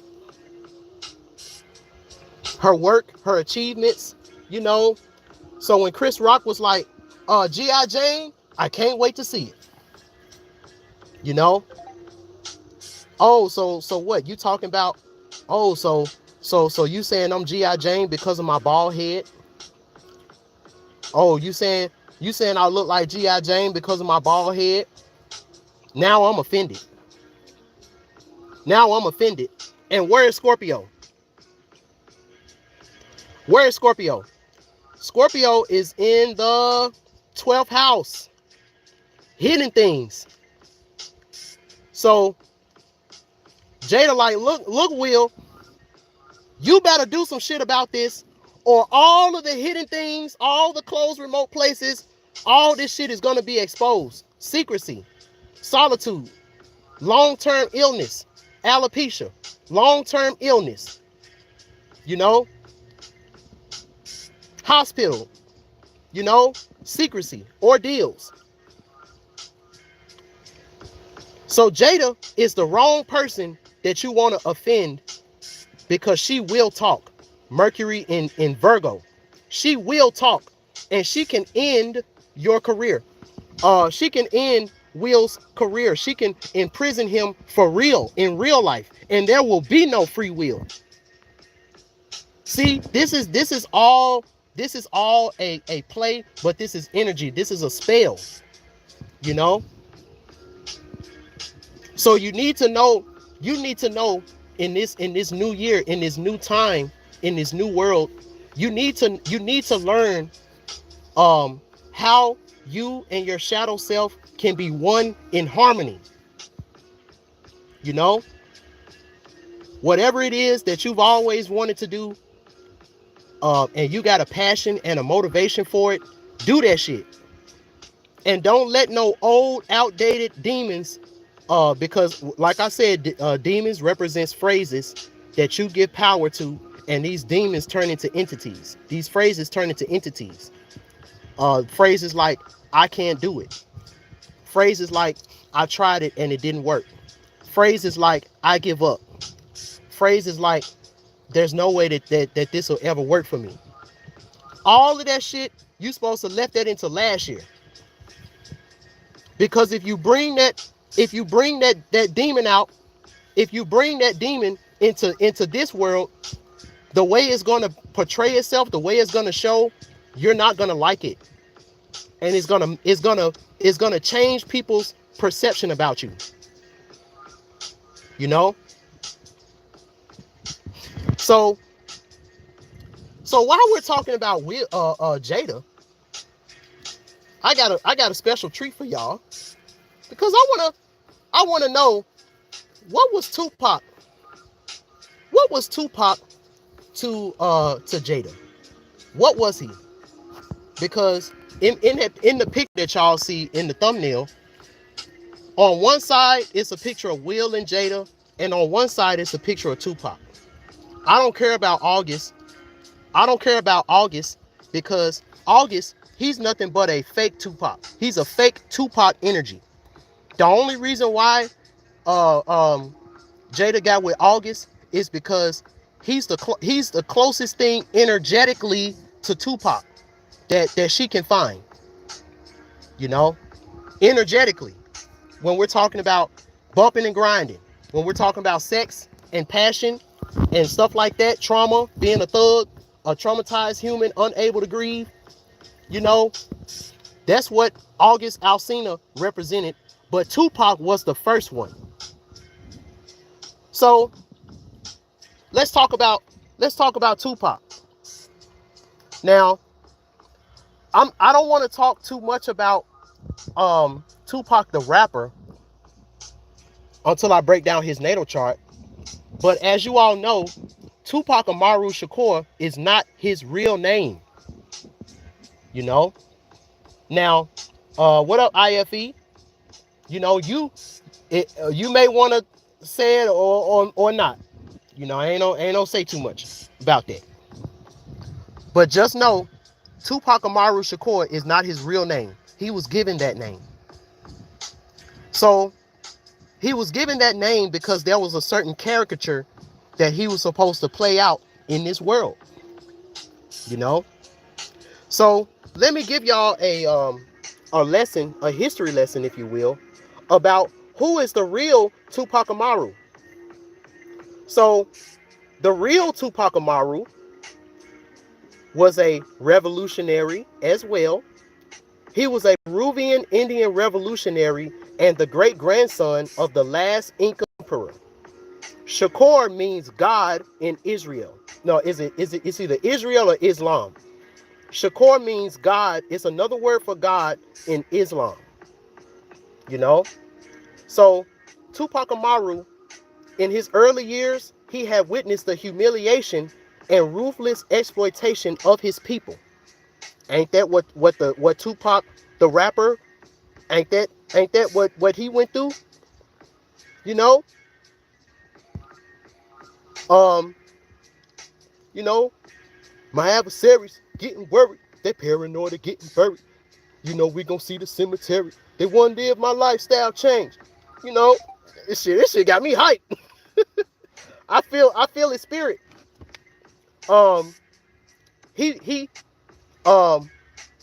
He had witnessed humiliation and ruthless exploitation of his people. He also saw his community being restrained to a life of hard labor and abject poverty. I was raised a little young nigga doing bad shit, talk much shit cause I never had shit. Damn. Tell me what's a black life worth? A bottle of juices. I see no changes. All I see is racist faces. Misplaced hate brings disgrace to races. I wonder what it takes to make this a better place. Let's erase the waves hit. There's more black than white, to smoking crack tonight. Only time that we can deal is when we kill each other. It takes skills to be real, time to heal each other. Revolutionary shit. You know, we ain't ready to have a black president. And we still ain't had a black president. Fuck you talking about? We still ain't had a black president. Obama wasn't no black president. So what else? So he thus led the Peruvian peasants into a rebellion against the Spanish occupation. So didn't Tupac, you know, tried to lead his people into a rebellion. You know, the whole thug life movement was about stopping poverty and rebelling, Illuminati. You know, when we ride on our enemies, that's what his whole personality, his whole shtick was about. You know, he took that Tupac Amaru and he rode it all the way until his death. You know, he was really the black Tupac Amaru. You know, now remember one of the last things that Tupac said in his Vibe magazine interview. He said, even if I'm not the one to change the world, I'm going to spark the person who one day will. And the FBI took that very seriously. And that's the reason why they were created, to stop the Black Messiah. That's why they were created, to stop the Black Messiah. To stop the blacksmith that can create free will. You know? I'm going to get to it. Y'all rushing. This is a slow cook. Because everybody else been talking about this shit, but ain't nobody broke it down like this. So I gotta cook this slow. This is Jamaican stewed chicken right now. This is brown stewed chicken. When you put that brown stewed chicken in the pot and you gotta simmer it on low, you know, you gotta let it cook. You know? So he met the same end as his great grandfather. So Tupac, the rapper, he met the same end that Malcolm X got. He met the same end that Martin Luther King got. Then both of those people got shot, and mysteriously, we don't know what happened. We don't know who shot them. You know, didn't both of them die in the same kind of way? Malcolm X and Martin Luther King and Tupac, did they all die in the same kind of way? You know, they were all revolutionary. They all had checkered past. They were all, you know,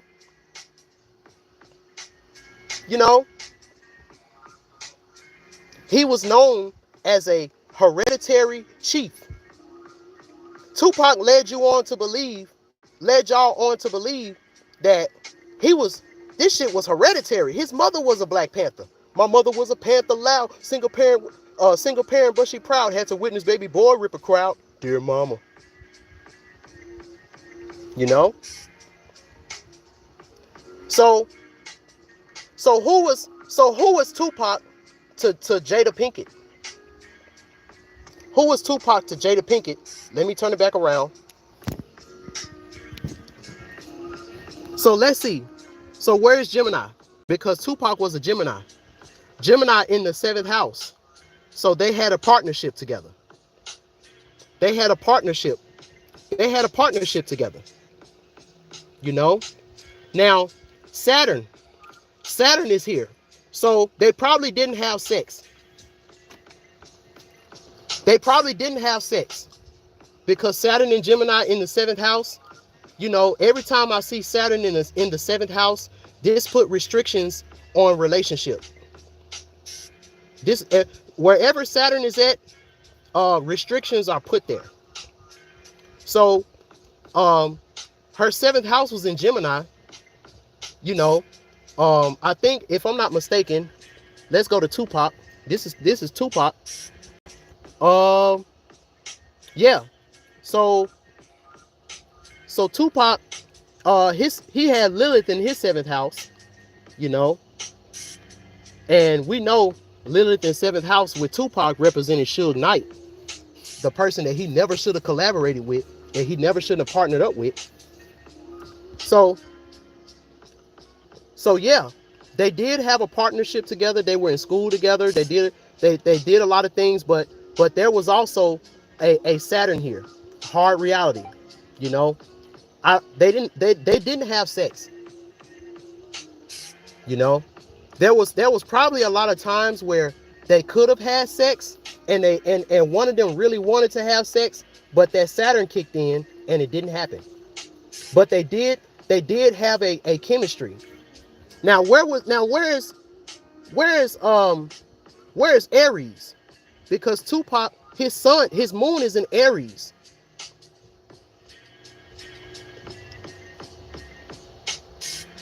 So where's Aries?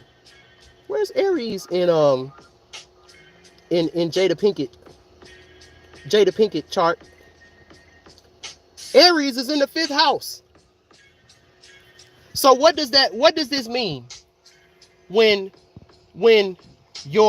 your best friend, that could have been a lover, when their moon sign is in your 5th house, and this is another secret that I want to tell y'all. When you look at the synastry of you and your mate, and the reason why you love them so much is because of who they are, it's because their moon sign is in your 5th house. That means that they're your muse. Remember I told y'all to take that word muse and put it in your back pocket? This is why, because Tupac was Jada Pinkett's muse. You know? Tupac was a muse for Jada Pinkett. So what does that mean? When you have somebody and that's your muse, you don't care, as long as you can be in their presence, and as long as you can feel their energy, and as long as you can have good times with them, you understand that you can't hold them down. You can't hold a muse down, because a lot of times muses, they're for everybody, and they're needed by everybody.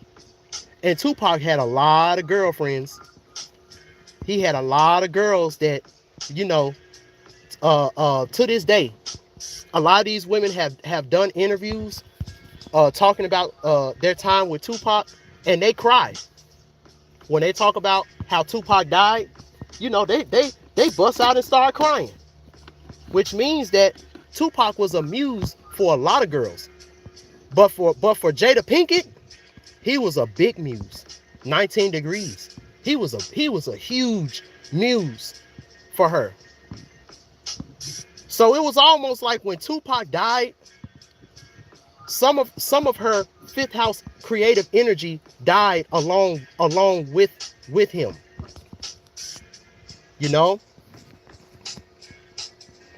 A lot of that died. A lot of her energy when it comes to pleasures. A lot of her energy when it comes to these creations, 5th house stuff, because see, when Tupac came around, Jada Pinkett, when Tupac came around, he wasn't gonna let Jada be on no fake shit. He like, yo man, spark the blunt. What's up? Spark the blunt. Let's get some Tanqueray and juice. I'm sipping Tanqueray and juice, then what's the use? I'm just a hopeless thug, ain't no love. And Jada's like, I love you. We can just be together. What's wrong? I love you. I'll be there for you. We're both actors. We're both going into the same thing. I can love you. I can fix you. But Tupac was like, no, baby girl. I love you too, but we're going in 2 different directions. We're going in 2 different directions. I'm over here doing this thug life thing, and I want you to be an actress. I want you to spread your wings and be great. And I feel like, you being around me, you associating with me, that's gonna mess up your reputation. And I don't want that for you. And Jada, she couldn't handle that. She didn't like that. She like, no, it's not fair. It's not fair. I love you. I can hear it. It's like, I can hear it. She's like, it's not fair. Damn.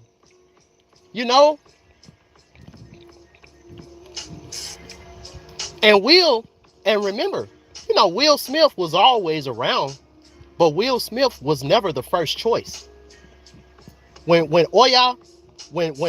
Shango had to get with Obanani, This is the same thing that happened in the Pataki when Oya was mad at Shango because Shango was like, "Yo, I'm faithful to Obanani now.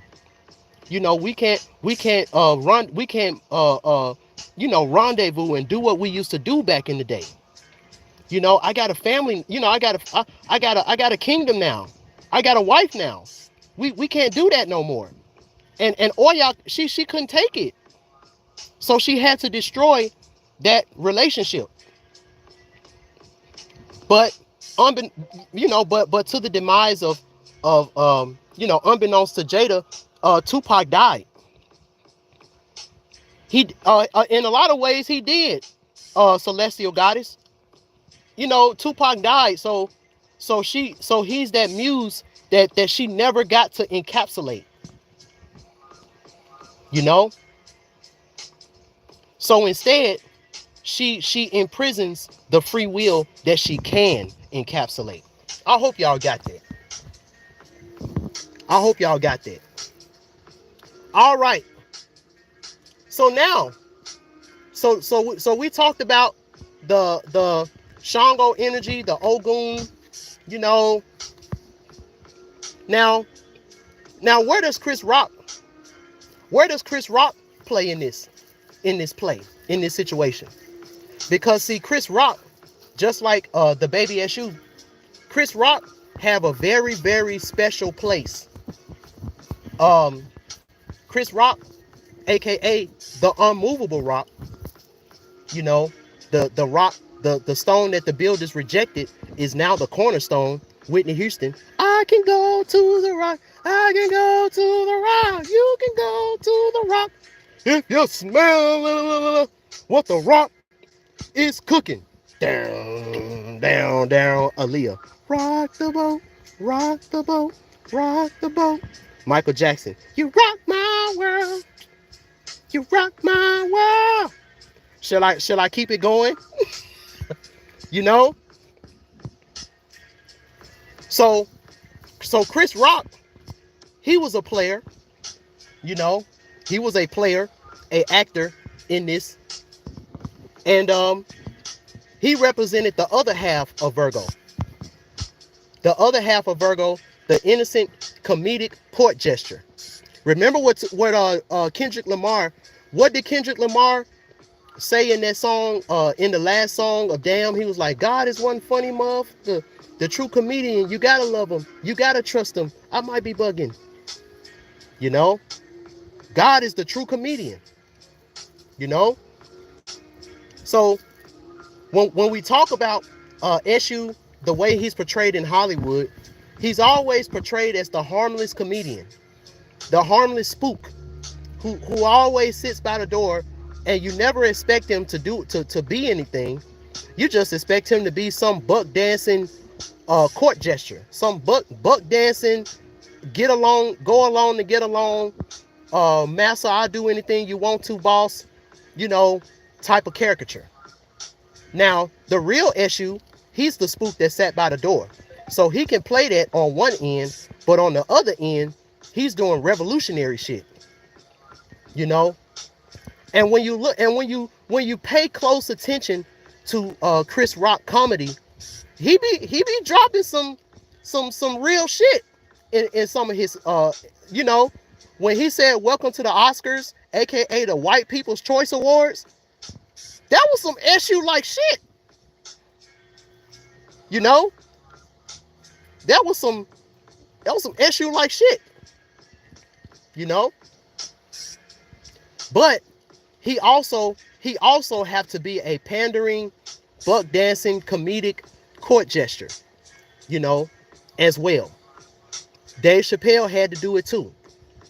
You know, he had to bow down and he had to do some things, but then he came back and hit him with the sucker punch. See, Dave Chappelle, he did it right. You know, he hit the people that matter most with the sucker punch slap and made millions, you know, and got people like companies like Netflix supporting and defending him, you know. So When we talk about Chris Rock, let's break down Chris Rock. Let's break down Chris Rock. We can go to the Rock. You can go to the Rock. I can go to the Rock. Because the Rock is an unmovable rock. That it's a stone that the builders rejected. It's the cornerstone. You know? So this is a rock. This is a rock that can't be moved. You know? So they had to choose a certain type of rock that can withstand the shit that had to be played out. Dwayne "The Rock" Johnson wouldn't have let Will Smith slap him in the face like that. You know? He's the only one that I know that got rock in his name. But you know, so they had to pick the comedic court gesture to do this. You know, another version of Eshu other than Jada. Because Jada was the other half of the Eshu energy. When you're known, you know, the spotlight is never on you, but behind the scenes, you're doing some sinister, evil type of shit, but nobody knows because it's not out. And even if it's in plain sight, you know, because of who you are, you'll never get blamed for it. That's the other half of the Eshu energy, the issues, you know, that Hollywood, you know, loves to portray when it comes to black women. You know, when it comes to black women in Hollywood, just like with Jada Pinkett, this is the type of energy that they want to put out. That you can be combative, you can sleep around on your man, you know, you can do all of this stuff, and you will never get ridiculed for it. You know, you'll always have a scapegoat. You know, because this is Hollywood thigh designs. They'll never show you the divine baby Eshu. They'll never show you the divine versions of these Orisha energies. They're always going to show you the negative parts of it. So you don't want to have nothing to do with it. You know, this is high level sorcery that I'm talking about. This ain't no Illuminati. This ain't no Illuminati shit. This is high level sorcery that's going on. And it takes a baby Eshu. It takes for you to get to know your inner child on a solar level to decode this type of shit. You know? So, Chris Rock, Christopher. See, Chris Rock got the same name that Biggie have. Christopher Wallace. Chris Rock and Christopher Wallace. You know? That means the bearer of Christ. The bearer of the Christ consciousness. Whatever you want to say about Chris Rock in his Hollywood career, Chris Rock as a person, you know, he got some Christ energy within him. Because he's the bearer of it. His name says so. His name says so. He wouldn't be called Christopher if he didn't bear that. You know, the bearer of the Christ essence. That's what Christopher means. Now, his middle name is Julius. Remember Julius on Everybody Hates Chris? Julius was the Ogun. Julius was Ogun. You know, Julius, that's 55 cents worth of food you throwing away. Why are you throwing all that food away? You know, Julius was a hard-working man. He was a hard-working man. He was the patriarch of his family. You know? And Chris Rock, you know, Julius, that's his middle name. You know, everybody hates Chris. Yo, you know, I did a lot of fucking up. I still fuck up in my life. So, you know, every time I go back home and, you know, stuff like people who really, really know me and the mistakes that I made in my life, they be like, everybody hates Rick. You know, because sometimes it seems like the baby Eshu can't do nothing right for y'all niggas. You know, he can be perfect and y'all will still find a flaw in the baby Eshu. He's like, yo, I don't understand it. I can't do nothing right for y'all niggas. You know? Even when I do right,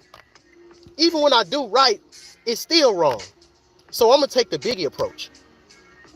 Even when I was wrong to get my point across, now they label me the boss. Now my orange box cutter make the world go round. Now I'm fucking. The bitches ain't my homegirls now. Now that I'm stacking, dabbled in crack, gun packing. Look at all the shit that the baby Eshu has to do in order to get respect. You know?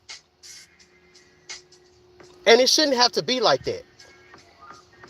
So Julius, remember Julius Caesar was a great warrior. I mean, not a great warrior, but he was a leader, a dictator or something like that. Jesus says, render unto Caesar what it is to Caesar. You know? That means that whatever you got to do to survive in this world, in these laws that we're under, follow the law. You know?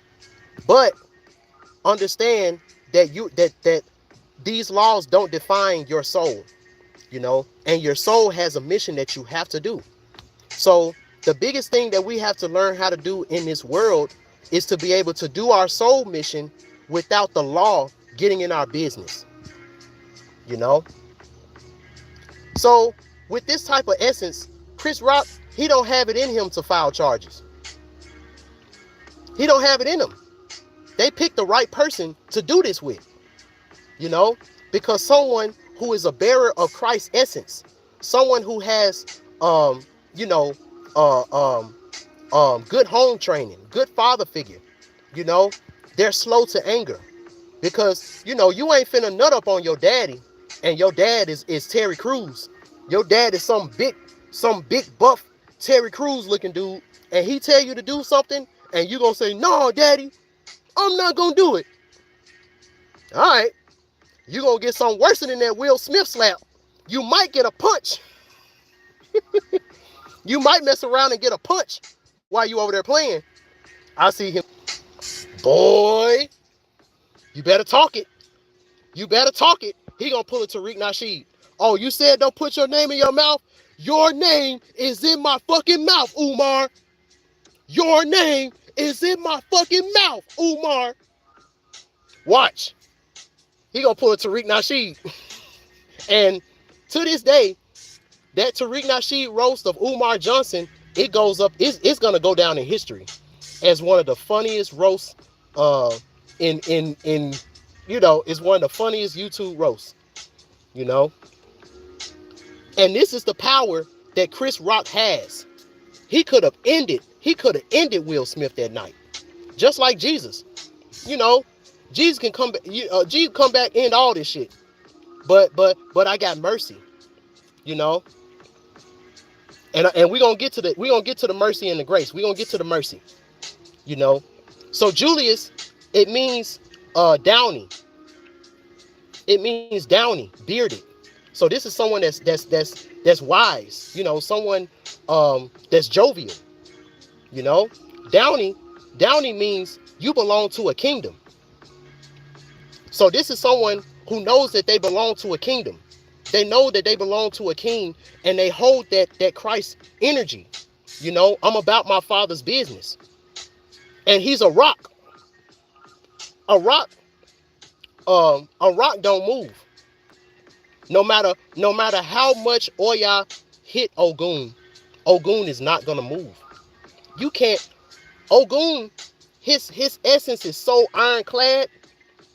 You can punch him, you can slap him. You good for nothing. You know, it's not gonna phase somebody who has who's like a rock, built forward, tough, like a rock. Well, no, that's Chevy. Like a rock. Oh, like a rock. You know, the Christ rock.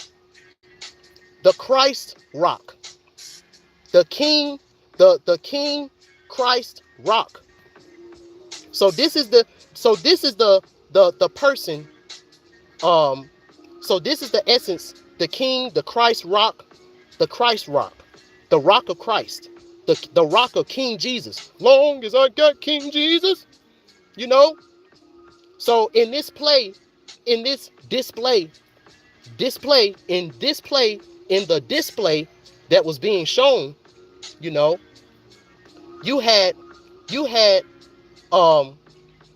someone who felt like they had the free will to be a fierce warrior and attack the Christ rock, the rock of Christ, you know. And we know when we're talking about masonry and secret societies, they always like to humiliate and they always like to blaspheme against Christ.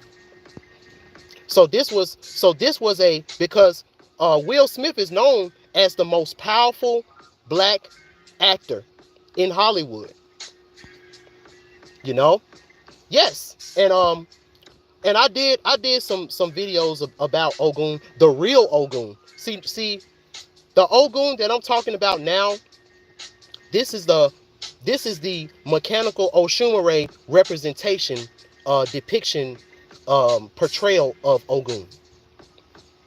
You know, there's a reason why the real Ogun, it's a reason why he's so hard. You know, it's a reason why. See, I'm not gonna go into that because I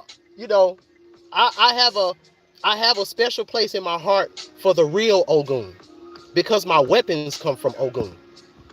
As a baby Eshu, we get our weapons from Ogun. You know, and as much as we talk shit about Ogun, even in his faults, he's still one of the highest representations of the Zarbanda frequency, other than his father Obatala, the real Ogun essence. But you got to know your inner child so you can be able to sift through all this bullshit so you can find the true essence of this stuff. You know? So now we understand what this is really about. You know? Jada, she represents the serpent. She represented the serpent, you know, the Lucifer serpent that was the influence that made Will Smith demon come out, you know, just like Delilah and Samson, you know, same thing. And Will, he used his free will. He used his free will to do a warrior, to do a brave warrior-like thing, you know, because he's looked at as the most powerful actor, you know. And when you feel like you're most powerful, you feel like you can't be touched. This is all allegory, you know. And and y'all remind me, I want to break down. Well, I'll do it now, you know. So Soul Family, you know, before I lose this thought. Soul Family. This is nothing but a spell to keep you from fighting for free will. You know, for fighting for what it is that you're truly passionate about. Now, what this situation needs to teach you is that there are many ways to beat this system. There are many ways to beat this game. The way that you've been taught is the slowest way to do it. And the way that you see the soulless beings portray it, that's the worst way to do it. Stay in the middle. Stay in the middle. I talk about that all the time. Stay in the middle, because when you stay in the middle, you're going to find Doth. Doth, which is divine knowledge.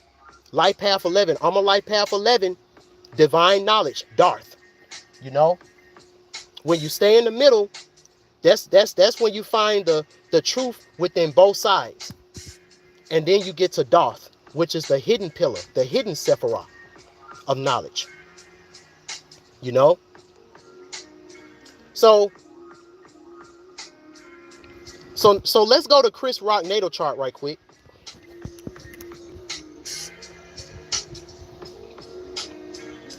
Let's go to Chris Rock. This Chris Rock? No, this Will Smith. This is Jada. This is Tupac. So this is Chris Rock. February 7th, 65. He is a birth path 3.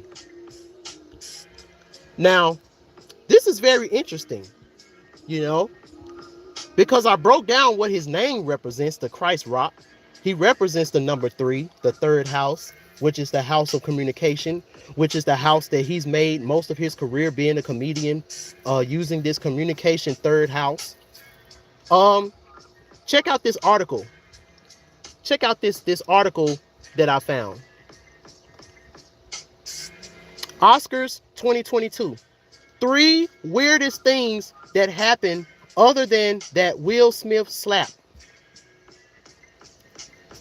And look at the three people that they got in this article. Oscars, the three weirdest things that happened other than Will Smith slap. You know, by first post.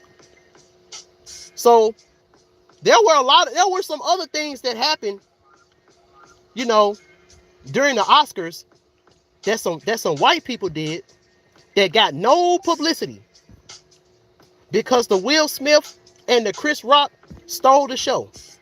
I bet nobody's talking about this. I bet nobody's talking about that. You know? All right, so let's go back. Let's go back. All right.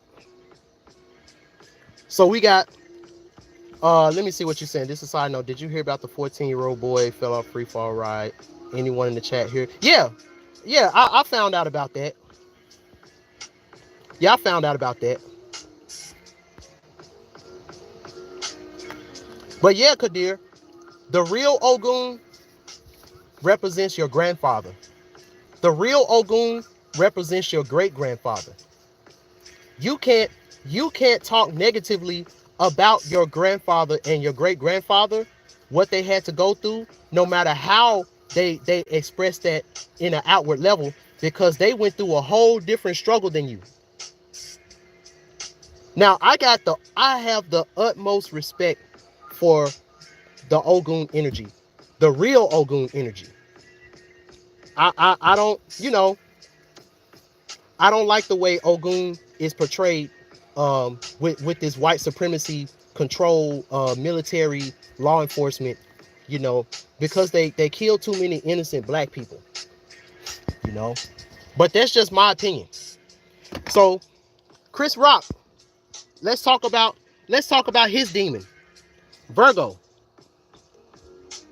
So Virgo is in the 6th house. Yeah, Kadir, I'm gonna always tell you both sides of it. I'm never gonna just leave you with the negative. You know, I'm never gonna lead you with just the negative. I'm always gonna tell you both sides, because you need to know this. I want y'all to research the real energy of Ogun. Talk to your grandfather and your great-grand, you know, if they're still alive, or channel them spiritually so they can let you know what they had to deal with back in their time. So that way you can understand Ogun and Oya better, you know? So you won't look at this shit and be like, damn, you know, that's who they really are. No. You know? So, hold on, let me plug this. Let me plug this charger up right quick. Like Bobby Hemmings say, y'all all right? Y'all all right? Y'all all right? I know we've been going for a while. Y'all all right? Y'all still with me? I told y'all this was going to be a long one. Okay? So we got Virgo in the 6th house. So this is what has to be offended in order for Chris Rock demon to come out. You know? Now, Chris Rock, since he represents this energy, his 6th house is very solid. Chris Rock has a solid work ethic. He has a solid daily life. He has solid health. You know, he has a solid, pretty much, you know, he has a solid environment that he's in. You know, and he has Libra. You know, he got Vertex and Libra in the 6th house too. So this makes him a reserved, sensual, and melancholic character. You know, separation caused by bereavement, which causes during childhood, of adolescence, and adulthood. One would be well advised to not listen to your heart's impulses unless the partner is really trustworthy. Why do you think Chris Rock was so shocked that Will Smith slapped him? Will Smith, his Conrad, his bro, out of all people, he was like, oh wow, Will Smith just slapped the shit out of me. He couldn't believe it because he thought everything was copacetic. You know, reserved, sensual, melancholic. Now, if he had Mars here or something like that, you know, he would have said, oh wow, and punched him. But no, he's reserved. He's melancholic. He's like, damn, bro. Like, for real? It was just a Jane, it was just a G.I. Jane joke. It wasn't that serious, man. We didn't did shit in Hollywood way worse than that. And you doing all this because of a G.I. Jane joke? You know? All the dresses that we had to put on. All the dicks that we had to suck.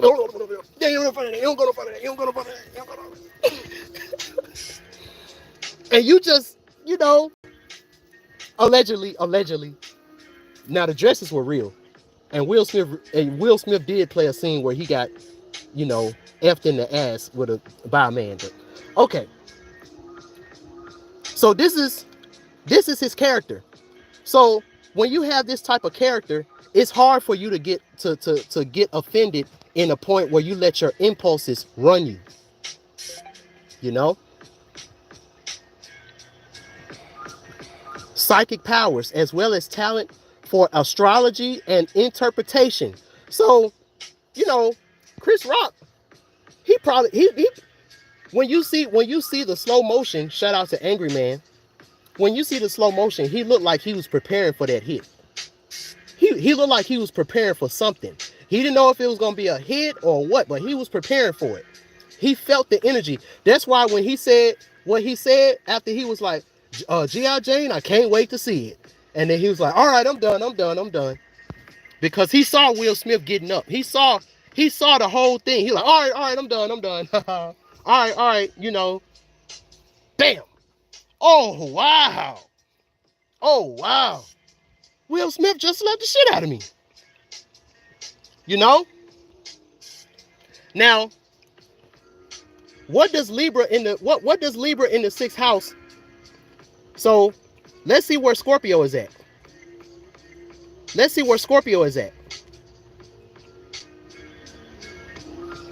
Because we got to see. So, 8th house in Scorpio. You know? Now, since Chris Rock, the Christ Rock, he has this slow to anger. He got this real calm nature. You know, he understands that if Oya finds out about what Will Smith just did, you know, he's talking to himself. And this happens real. This happened in split seconds. He understands that if he displays emotional insecurity right now because he just got slapped, his secrets, you know, certain things may be exposed about Chris Rock, sexual mysteries, business investments, you know, right now, since Chris Rock played his role as the immovable rock that the builders rejected, Chris Rock is about to be a cornerstone. He's about to be a cornerstone, and he's about to get so much support. I heard that his comedy show skyrocketed. His ticket skyrocketed because everybody wants to know what Chris Rock is gonna say about this Oscar. So I'm showing you how, even when you think Eshu loses in either case, whether you want to say Jada or Chris Rock, even though they get humiliated, they never lose. Eshu can get humiliated, he can get battered, he can get bruised, but he will never lose. Even when we lose, we win. Because it's all about perception. Because at the end of the day, the Chris Rock situation was, what would Jesus do? What would Jesus do? And in the Bible, it said, do what? Turn the other cheek. And that's what Christ Rock did. He turned the other cheek. He turned his cheek so Will Smith can get a good slap. Because that's what the biblical Jesus would have did. So I'm trying to show you the play, the actors, the spell. I'm trying to show you all of this because I want this to be the last video about this situation that you would ever need to look at if you want to know the truth. Because what would Jesus do? Ain't Christ, isn't Christ the peace of God surpasses all understanding? Let's get biblical tonight. I got to get back into my preacher bag right quick. Didn't the Bible say the peace of God surpasses all understanding? Y'all can never understand with this feeble human brain the peace of God, or someone who portrays the peace of God. Is this your inner child that be breaking this down?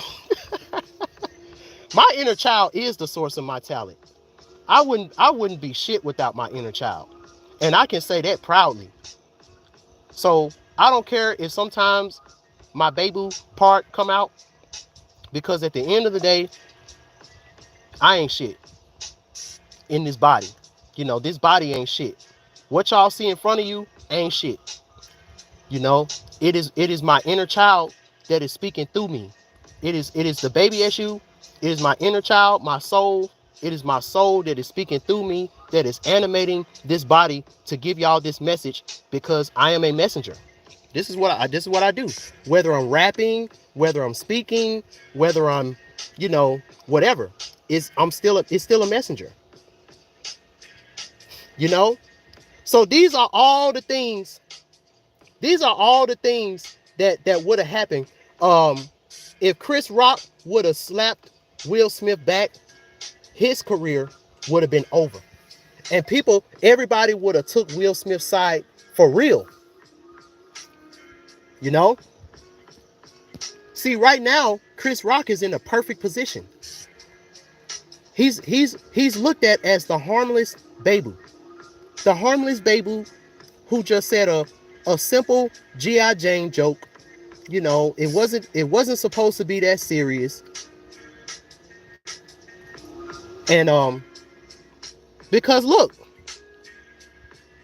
see, to Chris Rock's offense, he has Neptune in Scorpio in the seventh house.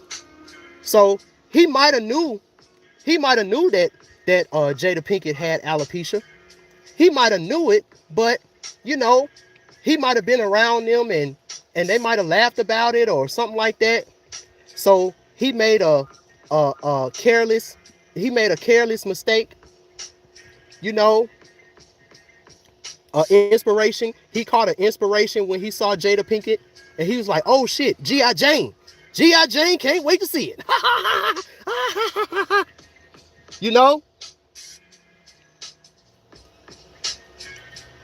So he didn't, he's portrayed right now as the innocent court jester that is a coon and a comic, but everybody's on his side because it's like, yo, you know, why would you hit Chris Rock out of all people? Like, you don't get no brownie points for that. It's like when the bully is beating up on the nerd and you know the nerd not gonna fight back. It's like, bro, you don't get no brownie points for that. You know, pick on someone your own size. When somebody is picking on the baby Eshu, they're like, man, pick on somebody your own size. And that's what everybody is telling Will Smith. You should have picked on somebody your own size, like August Alsina, nigga. You should have picked on someone your own size, Will. Not the innocent Chris Rock that just did a Jane joke when you had other niggas going all up in her. You know what? I'm gonna get off of that. But y'all get what I mean. Y'all get what I mean. So this is what I saw that reference is positive because that movie was empowering for women. The movie was empowering for women, Celestial Goddess, Earth. But look at the aftermath. You know, the movie was about King Richard, and Richard wasn't even at the Oscars. The movie was about King Richard, but I heard his house just got foreclosed on and he's living with his son. So what good did that movie really do? When the person that the movie was supposed to be about is living bad. Yes. When the person that the movie is about, see, you know what this represents? This represents when Dr. Ben was here. And Dr. Ben was dropping all this knowledge. He was dropping all this stuff. But Dr. Ben, I heard he died in a nursing home. He was broke. All the lives, all the consciousness that he bestowed on the people, and he died like that. You know? See, that's the shit right there. That's the shit that grinds my gears. You know? Yeah, the only reason why,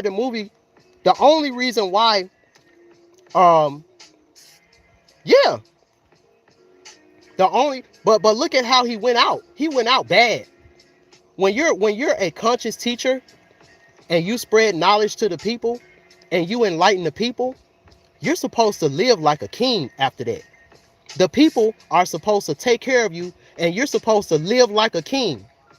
You're not supposed to work. You're not supposed to have to work and do all of that stuff. And you got to meditate. You got to stay, in the presence of God, and you got to be able to have your mind sharp and clear, so you can get the message that God is telling you, so you can give it to the people. You can't do all that, and you got to worry about bills. You got to worry about your 9 to 5. You got to worry about all of this other stuff. Exactly. And that's the problem. This poor righteous teacher bullshit. So if that's true, because I heard that from Angry Man. He was like, yo, y'all know Richard Williams, he's living with his son. He's in a bad health condition, all of that. If that's the case, fuck that movie. Because the person that y'all did the movie about, y'all didn't even look out for him. Even though my children's children, they're going to look at that movie as a masterpiece, and us elders, we're going to be looked at as, why are you so mean and so stuck up about this? It's like, because we know the truth. What's good, Beauty Dark Side? We know the truth. So it's like, yeah, the only reason why the women can be empowered was because of the sacrifices that the man had to do. If that father, King Richard, wasn't in Venus and Serena life, if he was a deadbeat dad, we wouldn't have no Serena and Venus Williams like you see today. You see how how thick Venus, Serena was, she's always been like that.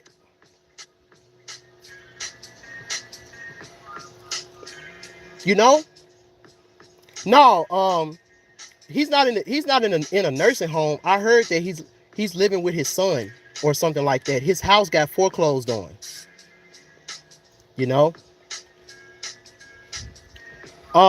So beauty dark side, you're gonna have to listen to the playback, because I just broke a lot of stuff down.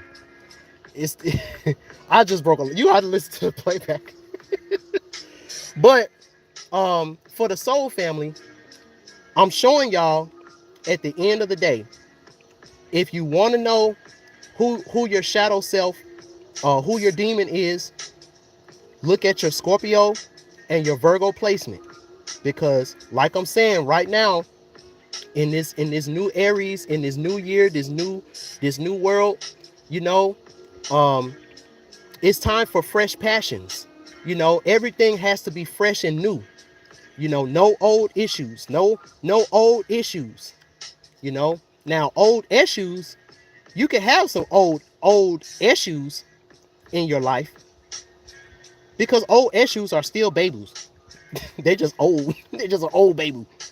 You know, it's an old baby that you want to treat him like a baby so bad, but he telling you off. He's showing you what to and what not to do, because he's been down this rodeo before. You know, so that's cool for you to have old issues coming in, because the old issues are going to keep you on point. But the issues, no.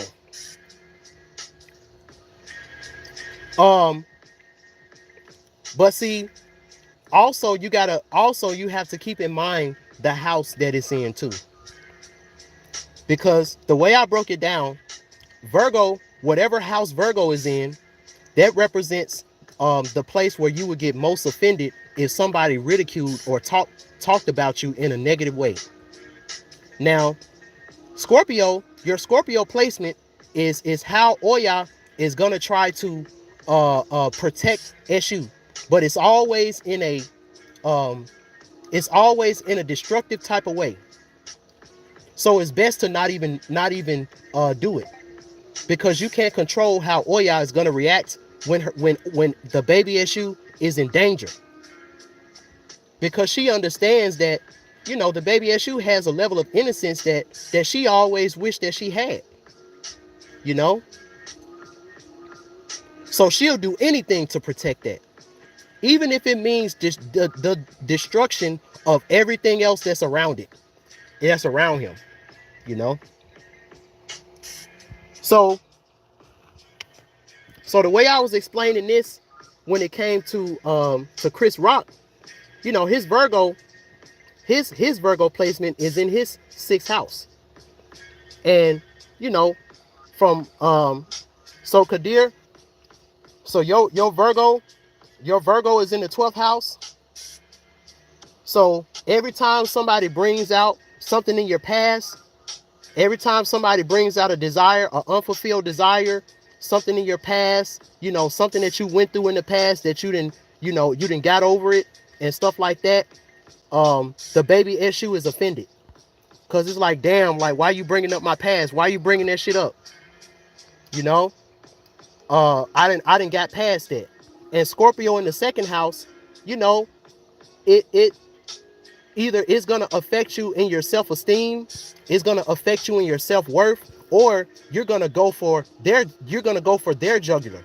You're gonna destroy their self-esteem. You're gonna destroy their self-worth by bringing up the shit that they went through in their past, the stuff that the evil desires and you know, the secret stuff that you know about their past.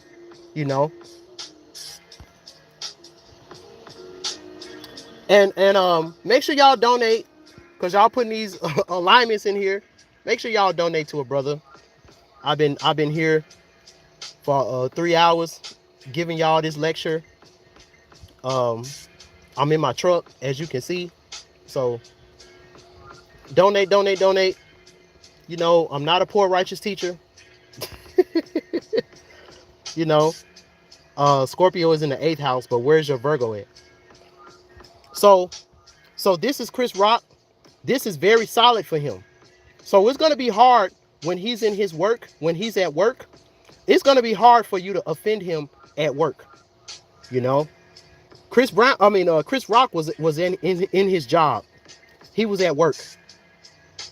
So Thigh Designs, if Virgo is in your 6th house too, and you've been working on yourself, you've been self-improving, it's going to be hard for people to offend you in that department. Because you're like, yo, like, yeah, you talking about past work that I've done and past stuff that I've done, but everybody's going to see how I self-improve. You know? Now, Scorpio in the 8th house, you know,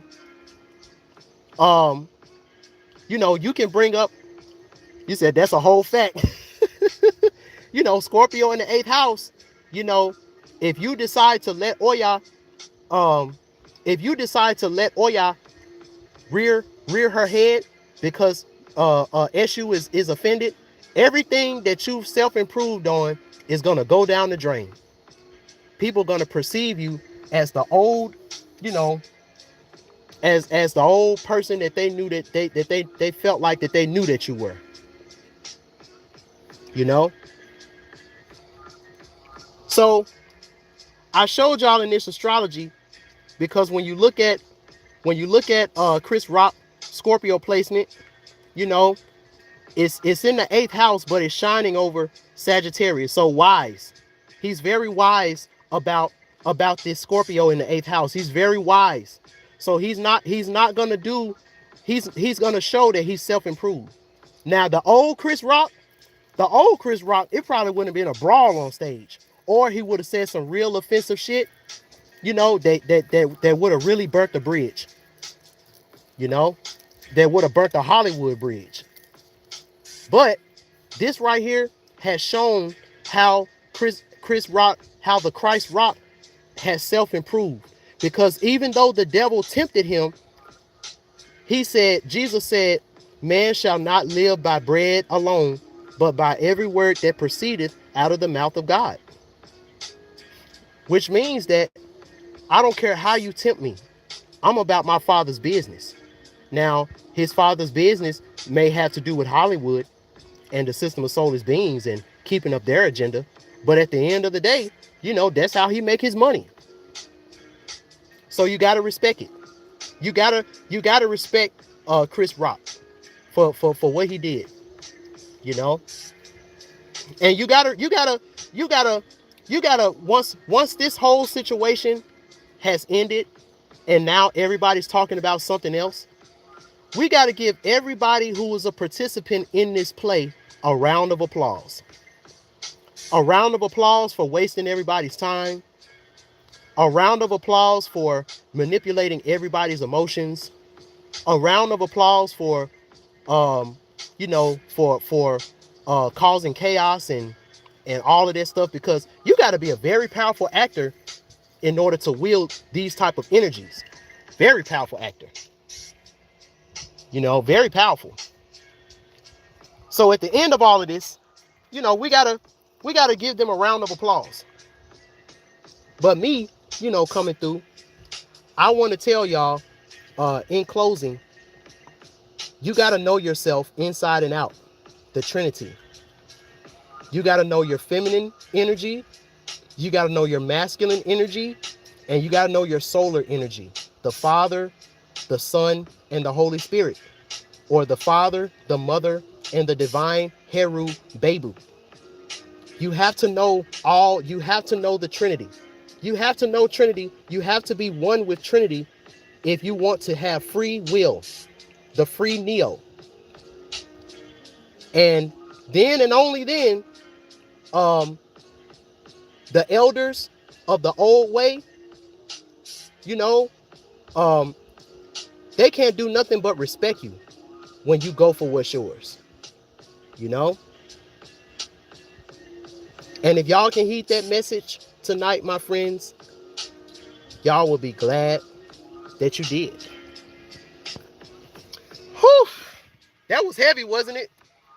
You know, I know I don't do a lot of videos and stuff like that no more because I'm in Miami. But I really didn't want to disappoint y'all with this. So I hope y'all enjoyed this video. I hope y'all enjoyed this. Hopefully it stays up, you know, because this was super powerful. Now I want to talk to y'all. What y'all talking about? That actually wasn't Will Smith's first time smacking someone. A man kissed Will on the red carpet and he smacked him back. Yeah, I seen that. I seen that too. Yeah, I seen that. I seen that. And rightfully so. Rightfully so. He was like, yo, bro, we ain't on set. This ain't 6 degrees of separation. You know, this is real life. We ain't acting. I only do that when I'm acting. Shout out to Simple to P. Shout out to Angry Man. There's only been a few people that I watched. Brother Panic, he was one. Oni Osaru, Sinful to P, and Angry Man. I think those are the only 4 people that I've looked at. And Dolo the Pilot Man, because he kind of talked about it a little bit, you know.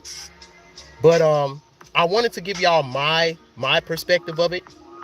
And just let y'all know, at the end of the day, when you are ironclad like that rock within yourself, can't nothing or anyone knock you off your square. Oh yeah. Hey, I'm glad you said something. Okay. All right. Let me show y'all, for those who want to see the baby Eshu as a cartoon. I'm gonna show y'all what I got.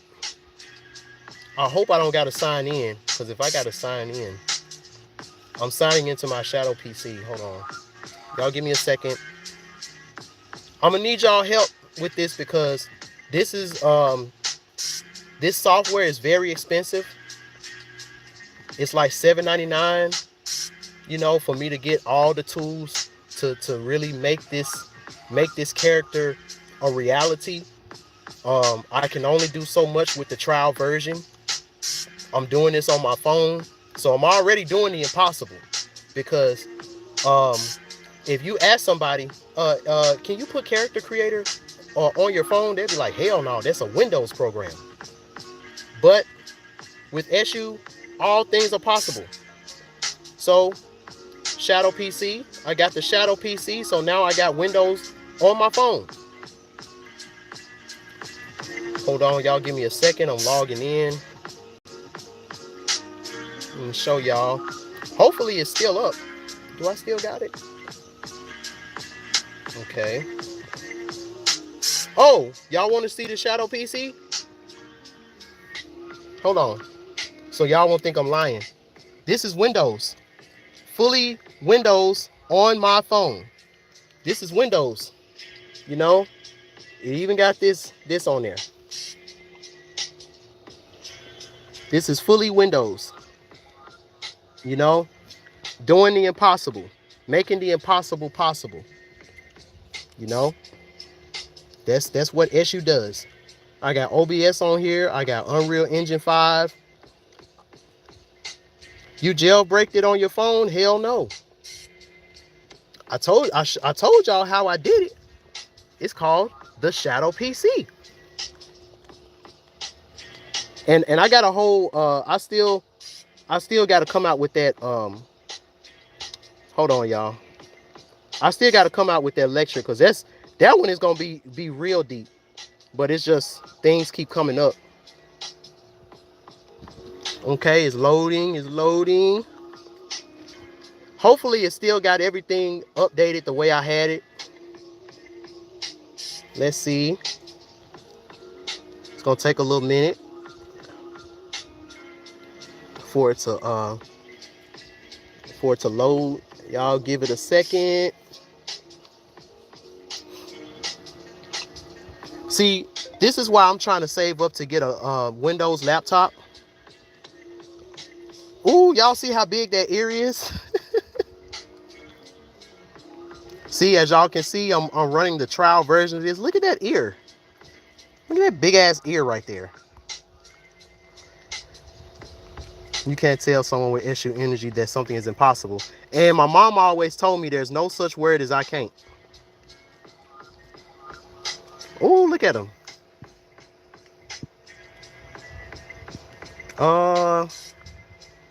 Let me see.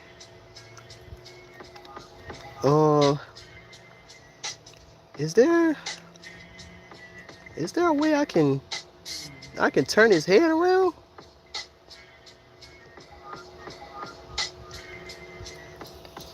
Hold on. Hold up. Hold on. Let me make it full screen. Damn, y'all see the detail in that though? That's just the side of his face. That look like real skin. That look like real skin. Like, this shit is amazing. Hold on.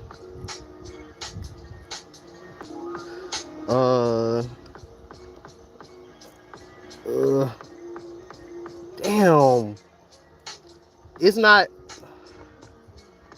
I know how I can do it. Y'all give me a second. I'm gonna get my keyboard real quick. Y'all give me 1 second. Give me 1 second, y'all. I'll be right back. 1 second.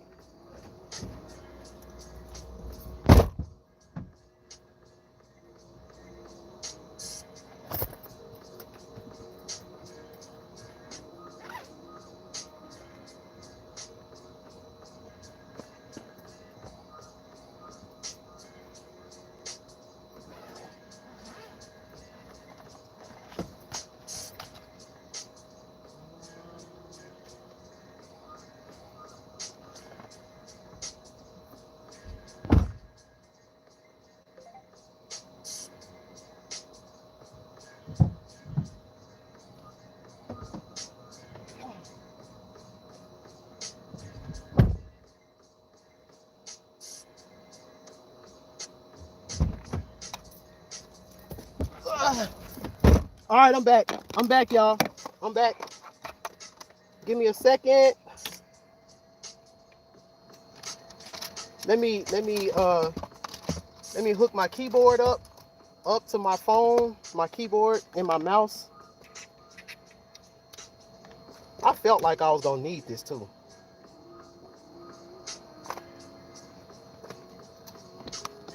I turned my phone into a whole computer. All right, give me a second. Let me get my mouse. Let me get my mouse working. With my mouse.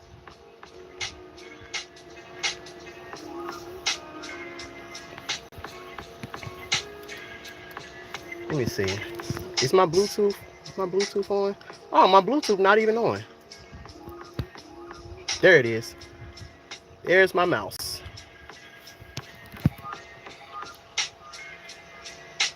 All right.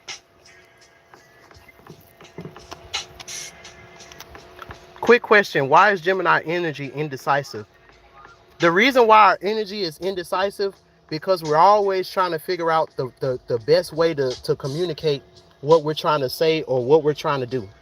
We don't want to make the wrong mistake. Okay, let me zoom this out. Let me zoom this out so y'all can see. There he is. There he is.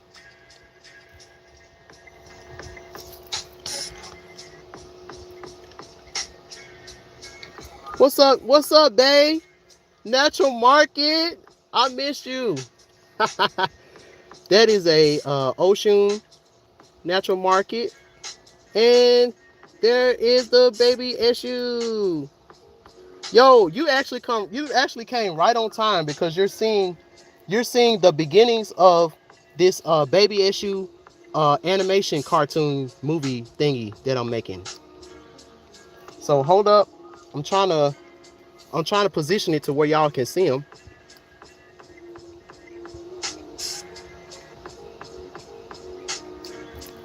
Hold on.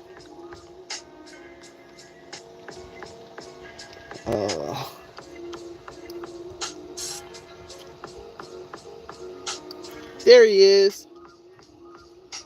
So this was a photo scan of my face as a baby, as a baby. And so this is the potential baby Eshu character. There's him. Yep, you crossed paths with me right before I got big. I'm showing y'all the makings. So imagine this with a face, with a mouth and a voice, and he's like, "Hero, baby," and he like, "Hero, baby, and I'll be doing that." You know, there he is. He's so cute. He's a baby.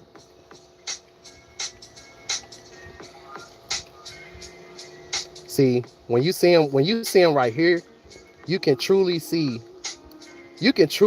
like the resemblance.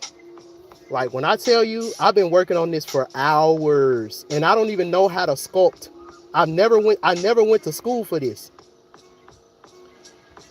If I can't show y'all anything else, I want to show you that anything is possible. You can do anything. You can do anything you put your mind to. I don't know. I didn't go to art school. I told y'all that when I was younger, I used to be a cartoonist. I used to draw cartoon characters and, you know, different characters and stuff like that. But I didn't go to school for this. You know, I just got determination. Yes, I built this from scratch. Yes, I did.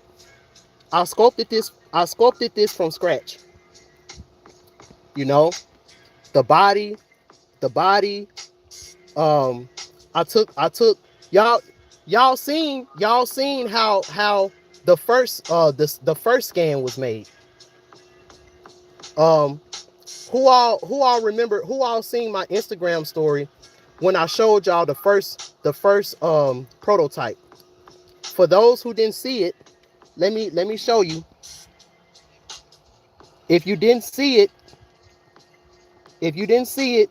let me show you. This is how it was when I first started.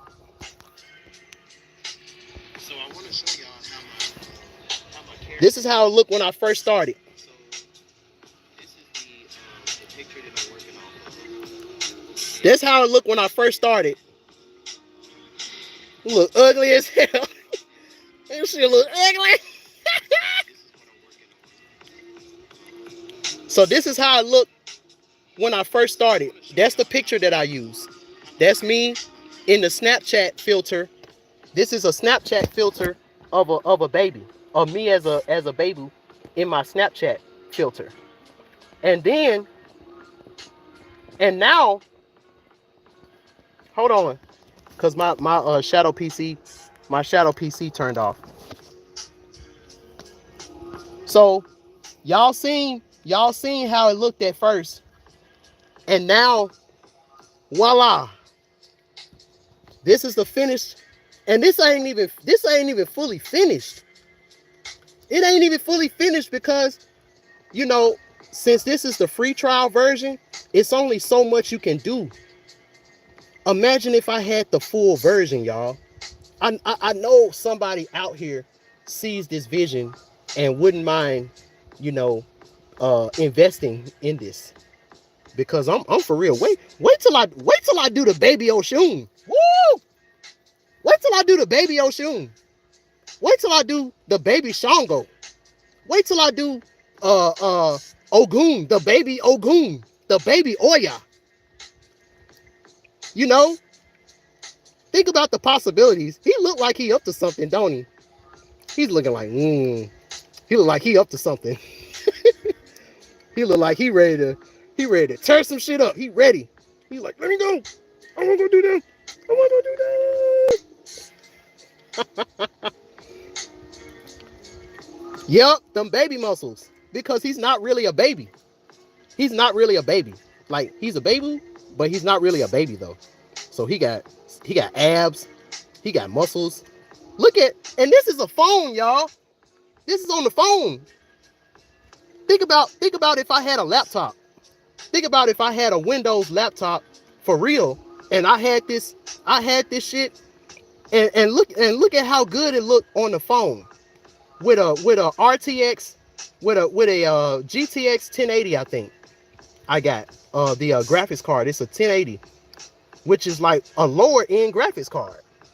You know, imagine if I had better equipment, y'all. How much better this would look. And even this, at this point, this still looks good. You know, the baby Eshu, he always makes a believer out of you. If you believe in your inner child will always make a believer out of you. So these are character. So are these character in Africa? No. No. These characters that I want to make, they're going to be based on people that I actually know. You know, I want to create a more modern depiction. Yeah, little man. Yeah. That's what the baby Eshu is. He's a little man. He's actually a little old man.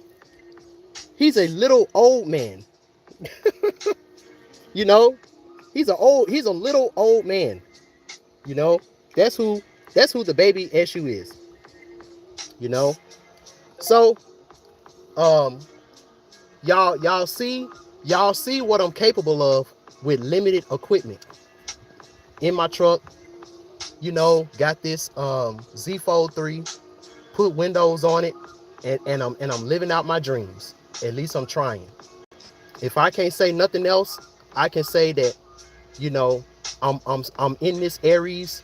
I'm in this Aries season. It's the new year, so I'm doing something new. I'm trying something new. I don't got all the materials yet. I don't got all the money to buy the best laptop with the best graphics card, with the best you know, software. You know, this is the free trial. I did all of this, y'all, with the free trial. So just imagine if I had the full version.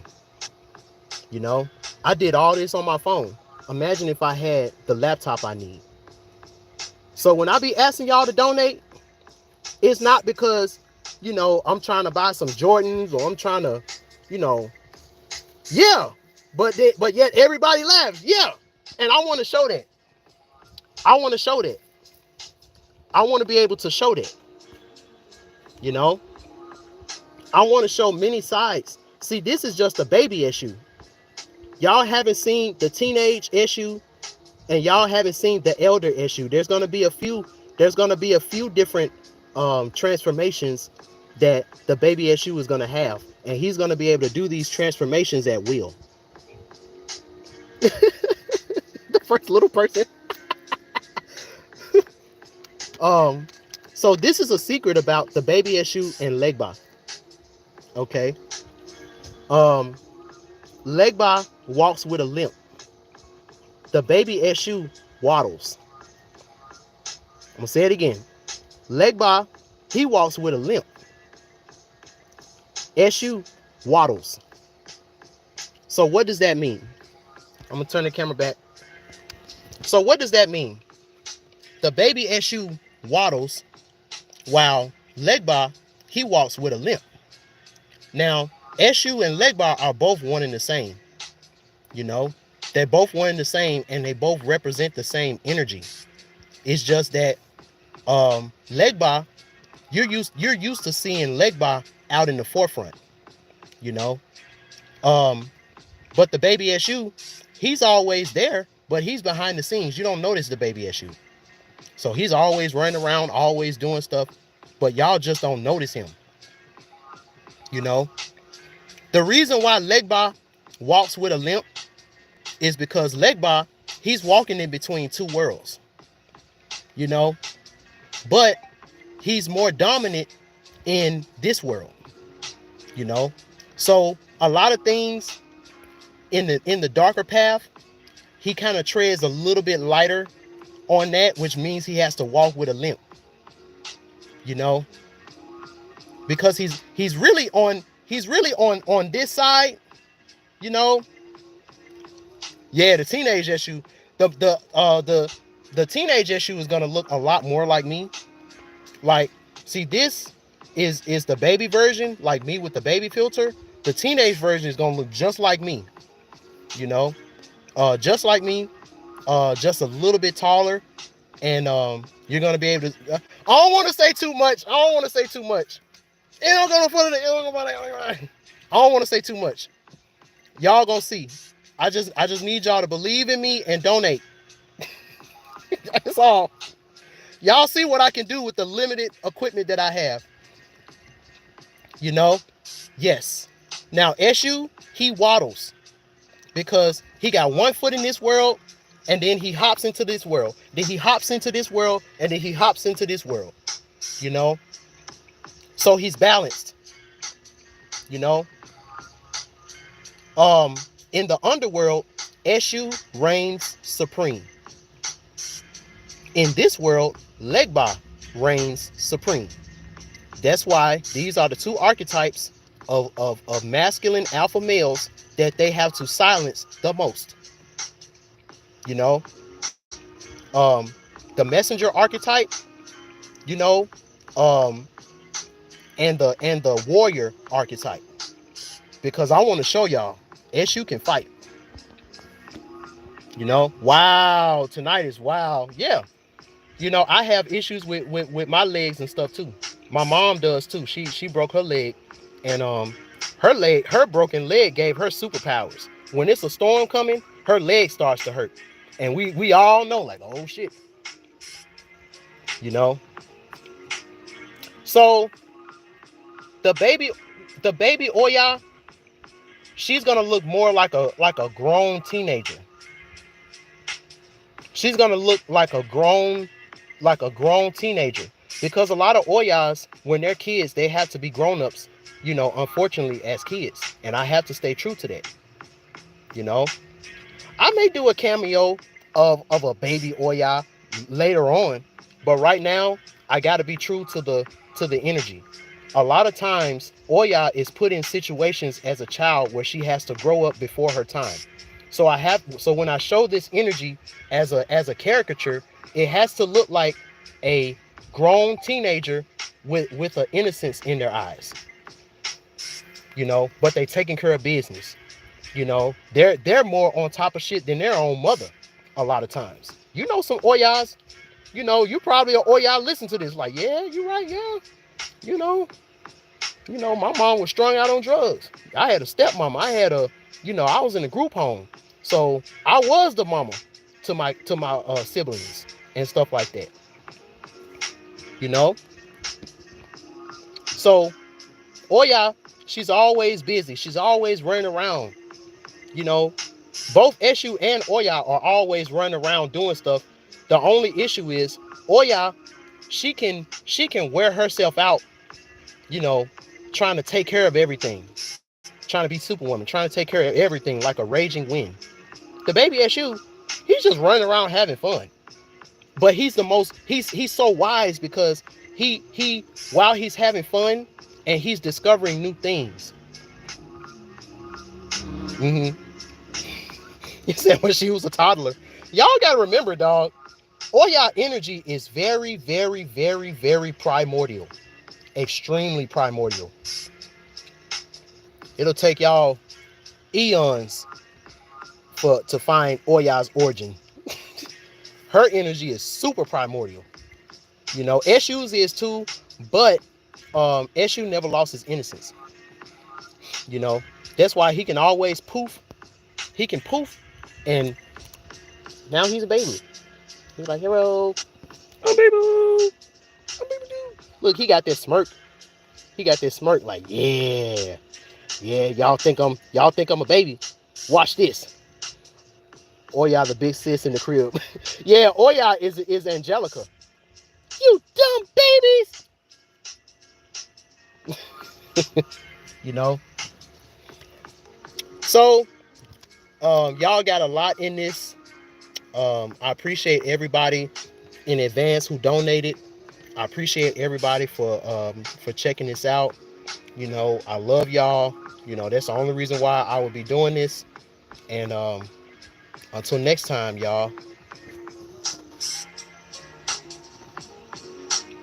Peace.